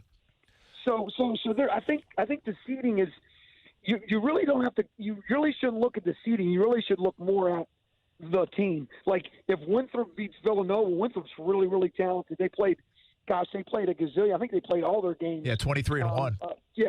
24 games, and they're really talented. And Villanova is tough and plays hard, but they're really down, and they're really down a key position. So you look at that one, you say, that one's pretty good. 8-9 is always whatever it is. But so I would look at these and say, okay, Oklahoma State. Like, think about them. they got hot at the end of the year. They weren't, they were borderline at best, and now they're a 4 seed. Yeah. They're a 4 seed. And you say, well, coach, it's because they got the number 1 draft, whatever. I just think they got hot and won. What did they win? Have they won like 6 in a row or something like that? Yeah, they got to 20 wins. And think about West Virginia. Like they have 9 losses and they're a 3 seed. Yeah. Like so the seeding to me is a little like I'm just saying, be careful how you look at it. You know what else is kind of interesting, and this is something you probably need to talk about, or you do talk about. They say that the actual money being laid on these games and the amount of money that people are betting on these games is going to be the highest ever because there's no office polls. It's a good point. I might have just inquired about that recently in the last couple of days, and people aren't doing them. Yeah, I didn't think about It's a very good point. I mean, people say, okay, well then what's $100? And there's so many legal places now to go lay it on. True. People are like, you know what? If I can't do an office poll, I'll just take $50 and throw it on a poll and whatever. So again, I know that, and actually it's funny. I think an article came out yesterday about it. Like they're concerned that so much more money is being laid on the game and so many more places are being able to take bets because people aren't at work anymore. Yeah, people got to do that responsibly. Coach, Isn't that crazy? Isn't that crazy? It's nuts, man. So, Coach, I think, just paraphrasing a little bit and kind of summarizing what you said, because it's some great advice where sometimes the record can be a little deceiving because, everyone's season this year was a little different. So you should focus more on, obviously, the conference champions and then kind of like the last maybe 5 or 6 games of what kind of winning streak they're on to kind of, maybe steer you more towards those teams to pick. Also, I want to ask you, though, is in terms of like talent, right? Like in terms of superstar potential. Like for instance, if you look at Iowa, they have a center who, he's going to be for sure probably a top 5 pick of the NBA. He could be like the player of the year and win the Naismith. He's a great caliber player. But I'm seeing some people say, well, we're not really buying into Iowa too much. Do they make it past USC? Do they make it to the Sweet 16? Like, how much stake do you put in these star players? I'm not just saying, the Naismith finalists here, but I'm just saying the upper echelon players, those first-round draft picks in the NBA, how much stake do you put on to those guys that are on those teams? I think there has to be a large value because those guys, number one, put it in the books. Number two, remember, these games are lower possessions. These games are what I like to say is the sphincter gets a little bit tighter because it's one and done. It's survive and advance type of mode. So when you have that kind of a scenario, those guys that have that kind of they have that stuff to them. They have that little extra whatever it is. And when you look at Iowa, you're talking about Garza. We played them last year, and he's a guy that can step out. He's a guy that can score inside, but also too they shoot the 3 real well. So when you got the ability to do that, and you don't see that guy. See, everybody in the Big Ten knows him, and that's the other thing too. Here's another great point. Now that you just said that about Garza, that's a great question. So here's another point that people don't realize. Friday and Saturday night, when we're playing back-to-back games in the country, like what's the difference between playing the same team on the same court Friday and Saturday night? Like your scheme's not going to change. Maybe you're going to make 1 or 2 adjustments, but in the day's done, it's the same players playing the same. It's February, right? Yeah. So what's the only thing that changes? There's only one thing that changes because we were playing on the same court. Either effort or execution.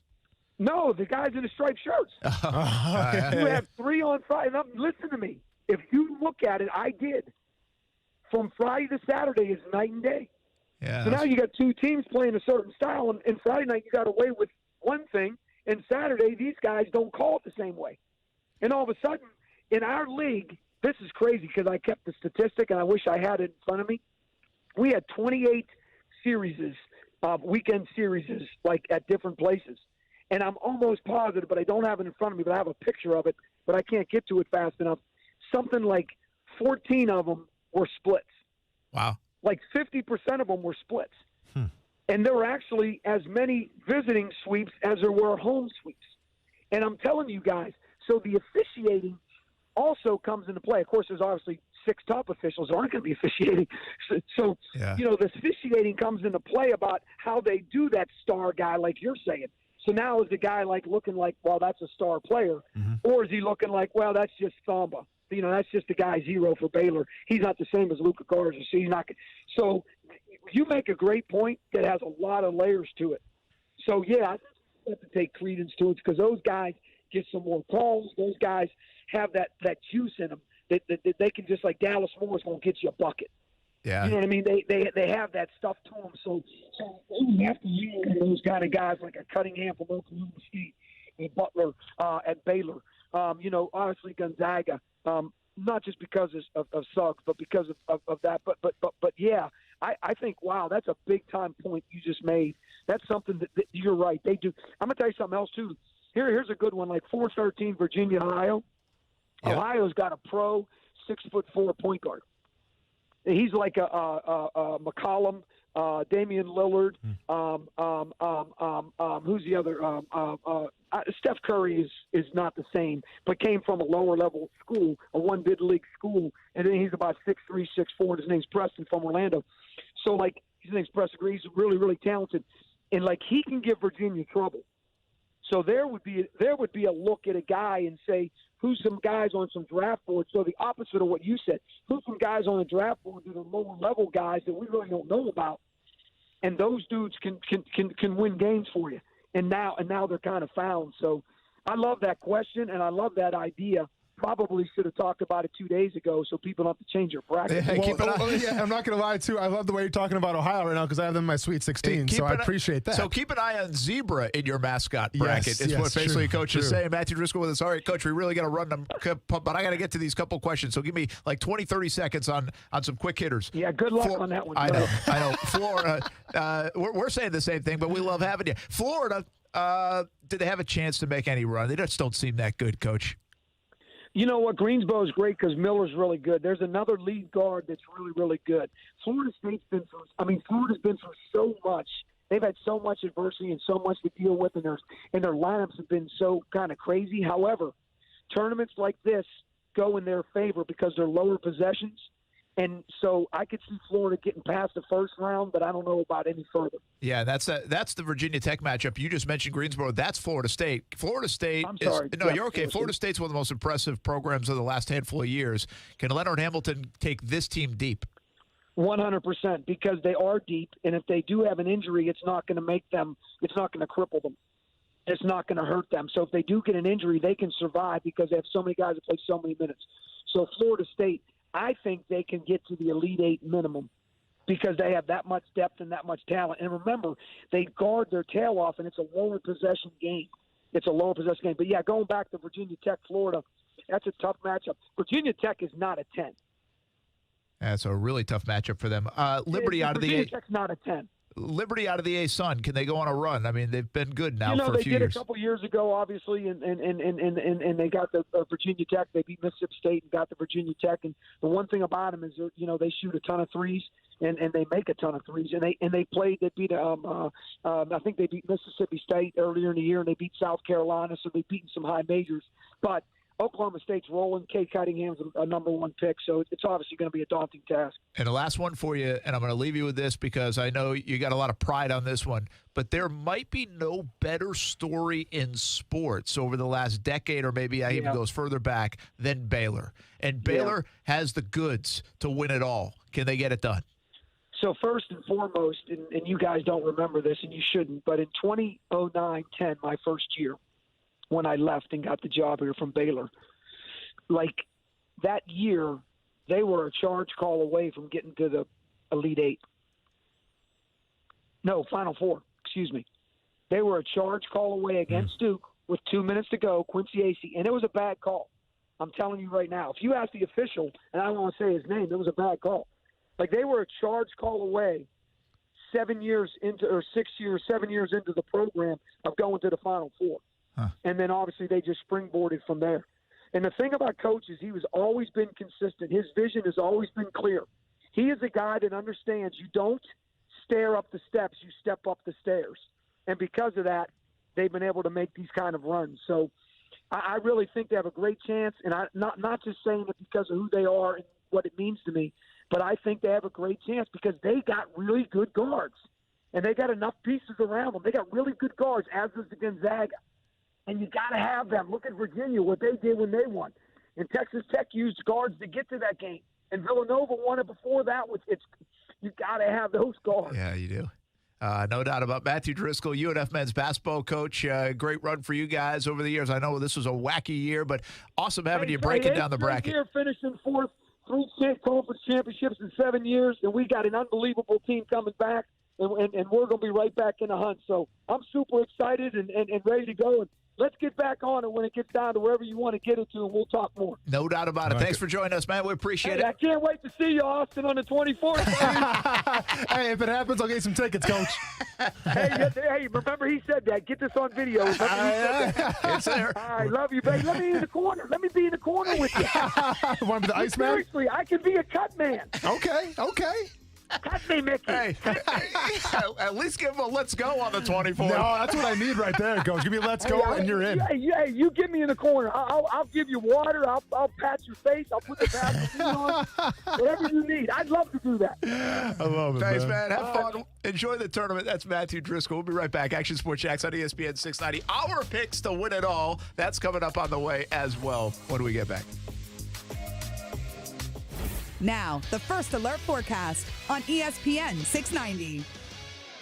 A First Alert weather day, still tracking some scattered showers and thunderstorms approaching the area this afternoon through the evening commute. Will be drying out between 8 and 9 p.m. to the south and east of Jacksonville and St. Johns County. But we do have a tornado watch in effect until 6 p.m. for most of the listening area except St. Johns County. We'll be tracking that into the evening. Overnight, we drop down to the lower to mid-50s. With your First Alert forecast, I'm Action News Jax meteorologist Garrett Biedenball. The Weather Center is brought to you by Beard's Diamonds, where right now you can get 5 years, zero-interest financing with nothing down.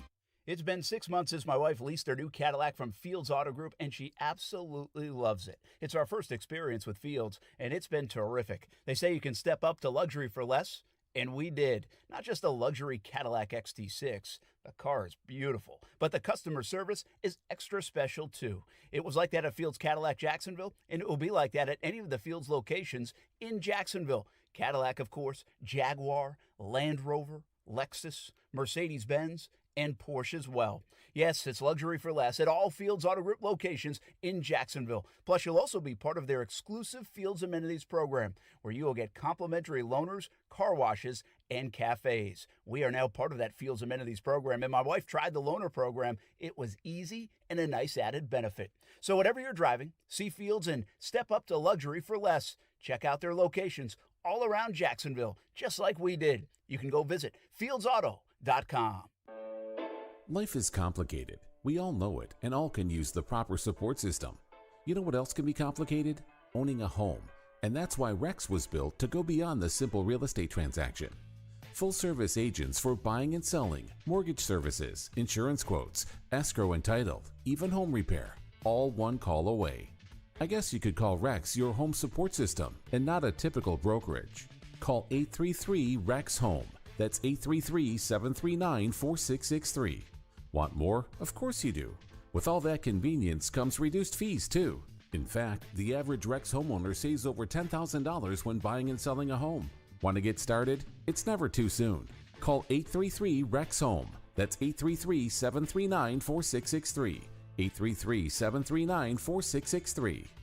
Florida license number CQ1057788. For further licensing disclosures, please visit rexhomes.com. There is a taste of the islands in every drop of Vida de Luis tequila, imported directly from Tequila, Mexico to Jacksonville Beach. Vida de Luis is the only locally owned tequila in Jax Beach. Support local and try Vida de Luis. Award-winning, smooth, all natural, no aldehydes or additives, which means wake up feeling good the next morning. Find out where you can pick up a bottle of Vida de Luis, Blanco, Reposado, or Añejo. Just visit VitaDeLuis.com. Support local and taste the islands in every drop. I should have my kid tell you about Jumpin' Jack's House of Food. It's Ty's favorite burger in town. Make it one of your favorites as well. Jumpin' Jack's House of Food has 3 locations now, Atlantic Beach, Mandarin, and downtown Jacksonville. Change your life burgers. But they have salads, pizza, and much more on the menu, too. Let Jumpin' Jack's House of Food be your great neighbor. Lunch or dinner with the family, or they will cater parties from 200 to 500 people. Jumpin' Jack's, HOF.com. JumpaJacks.com for online ordering. Jumpa Jacks House of Food, open 7 days a week. For the ones who know safety isn't a catchphrase, it's a culture. And the ones who help make sure everyone makes it home safe. For the safety-minded who watch everyone's backs, Grainger offers supplies and solutions for every industry, as well as safety assessments and training to keep your facilities safe and your people safer. Call, click Grainger.com, or just stop by. Grainger, for the ones who get it done. It is the home of the Action Sports Jack's Dream 18, and make it your home course as well. The Golf Club at Southampton in North St. Johns County, located off County Road 210. It's family-owned and operated. Southampton is a fun course to play, and the Golf Club at Southampton offers club membership programs starting at just $79. With its elite practice facilities and player-friendly golf course design, it'll be your gateway to a great time with the family or with your buddies. For information on the membership programs, call the Golf Club at Southampton, 904-287-PLAY. Again, it's 904-287-PLAY. Hey, boss, check this out. You're never home alone and you're never away from home with Safe Touch. What now? Never home alone. Now that one I get. It's because of the two-way communicator. Yup. Any emergency and you're talking with the operator in seconds. Right. Never home alone. Yeah, but what about this never away from home thing? See, with Safe Touch's smart home automation, you can control your house from anywhere. What, is it that smartphone thingy again? Yeah, with the Safe Touch app, you can check your camera feeds, turn on the lights, drop the AC down, lock the doors. Boss, it's like you're there. Never away from home. Never home alone, never away from home. This changes nothing. I still hate Safe Touch, and we still got to stick to the Crooks or Us golden rule. Stay away from Safe Touch houses. I need an aspirin. Crooks know to stay away from Safe Touch houses. Hi, I'm Lester Jackson, president of Safe Touch Security Systems. No one beats our technology or our price. Call Safe Touch today at 888-723-8682 or go to safetouch.com. State license number EF233. We should always be looking at our finances, but 2020 made my family take an even closer look, a bit more of a deeper dive, and it might have done the same for you, even into the world of retirement. Although that's a bit down the road for me, it might be closer for you, and your plan should already be under a microscope. And you have to lean on the experts to help guide the right plan. My friend Mike Lester with Talon Wealth Management is the perfect partner. He will provide a complimentary analysis and a plan for you. Call him at 904-515-5000 or visit guardingyournestegg.com. That's 904-515-5000 or guardingyournestegg.com. Mike will give you the guidance you need as retirement gets closer. He can help you convert company plans to private plans, a move that might give you higher returns and more options. You've earned the money. Now make sure you are ready for whenever retirement will be. Call Mike Lester at Talon Wealth Management, 904-515-5000. That's 904-515-5000. Or visit guardingyournestegg.com. They just don't make them like they used to. People say that a lot, and sometimes it's true, but not for air conditioners. Manufacturers actually make them better than they used to. It's just that local AC companies don't install them like they ought to. Old school rules of thumb and yesterday's shortcuts simply sabotage new school systems. Can new technology give you more comfort with longer service life? Only if the AC tech knows how to properly engineer it for your home and how to install it right. So techs that don't understand inverters, low voltage controls, and how to configure the software, dip switches, and refrigerant charge for Florida humidity, they'll totally turn it into turd buckets, especially if they just do a swap the box install without fixing your ductwork and airflow. My point, the better the technology, the more important the install. At Griffin Service, we fix what others can't, but it's best to have us install it right from the beginning. So if your new system ain't working right or your old one needs replacing, call GriffinService.com. 1250-697. Welcome to Moe's and good morning at Moe's. In St. Augustine only at 312 and US 1, it's the only Moe's in the country serving breakfast burritos. Try it. You'll love it. Full breakfast menu only at the St. Augustine location. They put the fast in breakfast. Made to order in the drive-thru. Try the Home Wrecker breakfast burrito. Your choice of bacon, chicken, or steak with scrambled eggs, shredded cheese, and seasoned potatoes. Served daily at 6 a.m. St. Augustine location only. Make it a better morning with Moe's.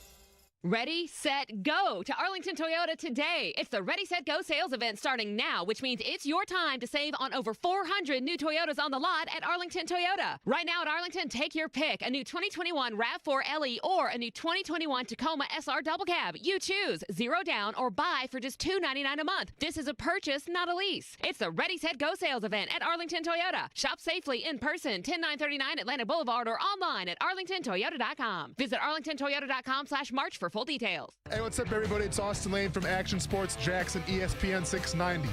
Social distancing doesn't mean disconnecting. If you're working from home, keep tabs on the world of sports and Action Sports Jacks on your smart speaker. Tell your Amazon Echo or Google Home, play ESPN 690. Brent Martineau. But, man, when you hit, what is that button you used to hit, like the X button to accelerate? Austin Lane. I haven't played Madden in like 10 years. Sorry we let you down there. That was a major letdown. Yeah. I mean, Action Sports Jacks on ESPN 690. We had got a few calls from different teams, Minnesota, Denver, New York. We got a few calls, and Jacksonville made a run on us, at us pretty good, and we're really excited to be a part of this program. Roy Robertson Harris. He just sounds like a big dude. He's kind of got he doesn't have Calais' voice. No, but he's got a bit of a voice. He's got that Is there something Barry about White bass. Yeah. Hey, Keelan Cole goes to the New York Jets, $5.5 million deal reportedly. Yeah. Good for him, by the way, for getting a nice payday. Good for him, man. He's earned that. Would have been perfectly fine with Keelan Cole staying in Jacksonville, but it was evident that he wasn't going to stay in Jacksonville. Yeah. He's a nice story, though. I think fondly appreciated and remembered here in Jacksonville for his time here. Yeah, I mean, I think in terms of his output and his effort, I think he maxed it out for his first couple years on his rookie deal, and now he's getting a big chunk of money in New York, so props to him. Yeah, and he gets a one-year deal with who knows what their quarterback situation is. Mm-hmm. So if he can go play well with whatever that quarterback situation is, he might have a chance to really get a big payday. And especially his playing style, it allows him, he can be that home run hitter, and they can do a bunch of different things with him. So I think he'll definitely get his opportunities. Yeah, and he obviously shined a little bit last year in the kick return game too, but his one issue, I think, that if you want to be critical of Keelan Cole over time, was consistency. It was like, wow, look at that play, and then you wouldn't see him again for 3 or 4 weeks. Now, in all fairness, and to defend Keelan on that, the quarterback situation's been up and down. Yeah. You never know the play call. I mean, there were times we wondered why Chris Conley wasn't in the red zone, why wouldn't he be in the game at a certain time? So Keelan Cole might have been in the same situation. But I just think overall, as you look at Keelan Cole, I think nice story. What a career it's developed into from a Division II school, and always a fun guy, good guy. I think a fan favorite around here, and you want to see him do well. You root for guys like that. So I think the Jags got a lot out of Keelan Cole, and he took his time and earned himself another nice payday. So wish Keelan Cole the best. Let's get back to the bracket real quick. Before I do have a little bit more NFL news about the TV deals, and I want to read them to you because see if there's anything that there's some changes this year and where you're going to watch the NFL, which is kind of interesting to me. And then there's some traditional stuff that's sticking around, and that's just not this year. It's going to be for like until 2033. This next big TV deal has been signed through. But let's get Brandon Potzel in from Jack's Coastal Homes real quick. He won our picks segment all fall. Wasn't even close. No one so said we that bring him back because you might need his advice for the Final Four. Brandon, what's up, man? Long time no talk. Hope you're doing well. I'm doing great. I mean, it's been 700 days since March Madness, so I'm super excited for this tournament. It's one of my favorite events of the year. You used to live in Vegas, I think, right? So Vegas during March Madness, sign me up, right? Absolutely. It's incredible. We've gone. This is the first year, other than last year, I haven't been. I would always go for the Sweet 16, Elite 8. You get to watch the premium games, a little less people. So I think that's the best time to go out there and watch the games. All right. Tell us what you got. Final Four. Who's your national champ? I've got Gonzaga, Baylor, Illinois, Gonzaga, Illinois, and the Zags and Mark Few finally get their title. Wow. He pretty much copied me. All right. So Well, maybe you copied him based off last year's picks. Well, maybe you guys have already talked. Great minds think alike, Austin. Great minds do. Yep. Unfortunately, I have a different national championship, but that Final Four, there is some comparison. Who was the fourth team? So you have Illinois, Baylor, the Zags. Who was the fourth team? Texas. And then you got the Zags winning it all, which a heavy favorite. I don't even know what the odds are for Zags to win, but they're a heavy favorite going into this thing. Yep. 2-1. Is it 2? Is it? Dang. Man, that's incredible. That is incredible. And by the way, I don't like when chalk wins. I don't like when the favorite usually wins. I would love to see. You're rooting for the Zags, I would though, love man. to see Come on. Gonzaga win. I mean, put a punctuation on a 30 for 30 for the ages for the last 20 years at Gonzaga. You got to win one. Yeah, it would be really cool. All right, Brandon, enjoy the tournament, man. Kind of different setup, but you got some games today, and then Friday, Saturday, Sunday, Monday, and onward. Give the best to the family, and I hope you do well. All right, buddy. Thank you. All right, it's Brandon Potzel from Jack's Coastal Homes, and any of your real estate needs, check out jackscoastalhomes.com because the real estate market is hot. Got another email, by the way, through today. We are second in the country, I think, in terms of a boom city housing market. Really? Yeah. Yeah. Okay, I like that, man. Yeah, I think so Utah. I think Utah, somewhere in Utah. I don't know if it was like Salt Lake City or Park. So that kind of it's showing growth, right? That's unbelievable. Yeah, it's like off the charts good right now. Brandon's been telling us that all fall, right? Yeah, in the housing market. So the number 2? Jacksonville's number 2. Dang. And who's number 1? Like I said, somewhere in Utah. Okay. What? I'm going to need that to chill out because I'm trying to buy a house. Yeah, that's a good point, Coos. Well, Brandon's been telling us don't expect that. Number 2 in the country and number 1 maybe in pollen count for this Number today. 1 in Oh pollen. my gosh, Brent, that just reminded me last weekend when I was playing golf.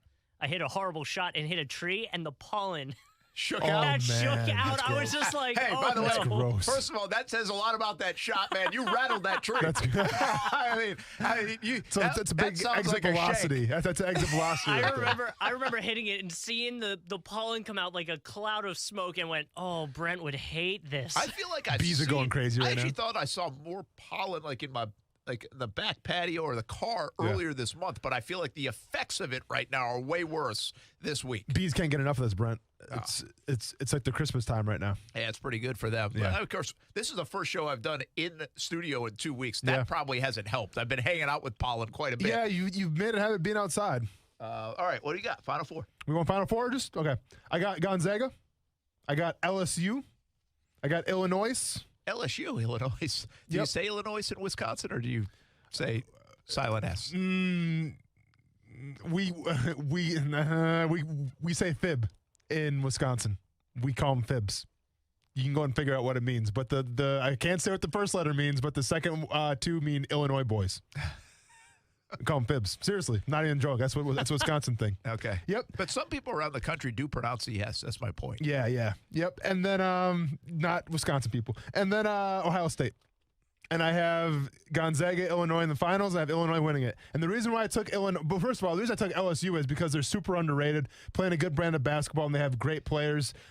The reason why I have Illinois winning the whole thing is because I've watched the most Illinois basketball out of any of these teams because they're always on TV. They have a fantastic point guard who wears like a shield in honor of Kobe Bryant. So that's a story. And storylines are big in the NCAA tournament. And they have a legit big man who might be like a lottery pick. He's really good as well. They're so really good. Illinois. Yeah. I mean, the Big Ten's really good. But I think hidden amongst the Big Ten talk is the Big 12. Okay. And how good the Big 12 has been, too. Okay. And Texas, the state of Texas, is going to like my Final 4. Okay. I've got Baylor. I've got Houston. The Cougs. I've got Texas. And I do have the Zags. So you have 3 Texas teams. 3 Texas teams. Wow. And how about And this? who's going to win it? Winning it all? Hook 'em horns. No way. Shaka Smart? Shaka Smart. No way. It kind of, I just realized this as you said that. But I got Shaka Smart winning my real bracket. Yeah. And I got You the got the Wichita State Shockers winning my mascot bracket. So here's the thing, Brent. We got to establish this right now before we leave the show. We got to make we have to do some kind of bet here or wager. What does the loser have to do? What does the winner get? Whatever. But we have to establish it right. I guess we can establish it. No, it's got to be right now, actually. We can think about it and tweet it out. Well, go and sleep on it then. But we'll reveal it tomorrow. But yes, we'll play the 1, 2, 4, 8, 16. Yep. Kind of point system? Yep. Okay. So there you go. Send us your brackets and your champs so you can play along with us, but we're not giving you anything for it, just to let you know. Yeah. Real quick. The NFL announced TV deals with ESPN, ABC, NBC, CBS, Fox, and Amazon. ABC's added a little bit. The Thursday night game, this is really the big difference. Amazon's going to stream that Thursday night game. Do you like that? Will people find that? Yeah, I think so. I mean, Amazon's everywhere. Wasn't there Jeff a football Bezos game taking that was over. streamed? They've tried it. They've tested it. Yeah. Yeah, I'm not worried about that. Yeah. I think it's going to work out good. Not on, like, broadcast TV is okay? Well, no, I mean, people will be able to find it regardless. Let's be honest. It's 2021, Brent. There's streams everywhere. They're doing more doubleheaders. Do you like the Monday night doubleheaders? I do, depending what time they start at and time they end at. But I do like the Monday night doubleheaders. Okay. All right, we got to run. ESPN 690. We'll be back at it tomorrow. Live Local Loud coming up next. TV as well. CBS 47, Fox 30. Enjoy the NCAA Tournament. ESPN 690 Sports Center Update. Happy Thursday. I'm Jake Mitchell. Texans quarterback Deshaun Watson now has much bigger problems than getting out of the Texans organization. He is now facing 2 separate civil suits from 2 different massage therapists alleging inappropriate behavior. Here's Scott Van Pelt with Watson's statement on the allegation.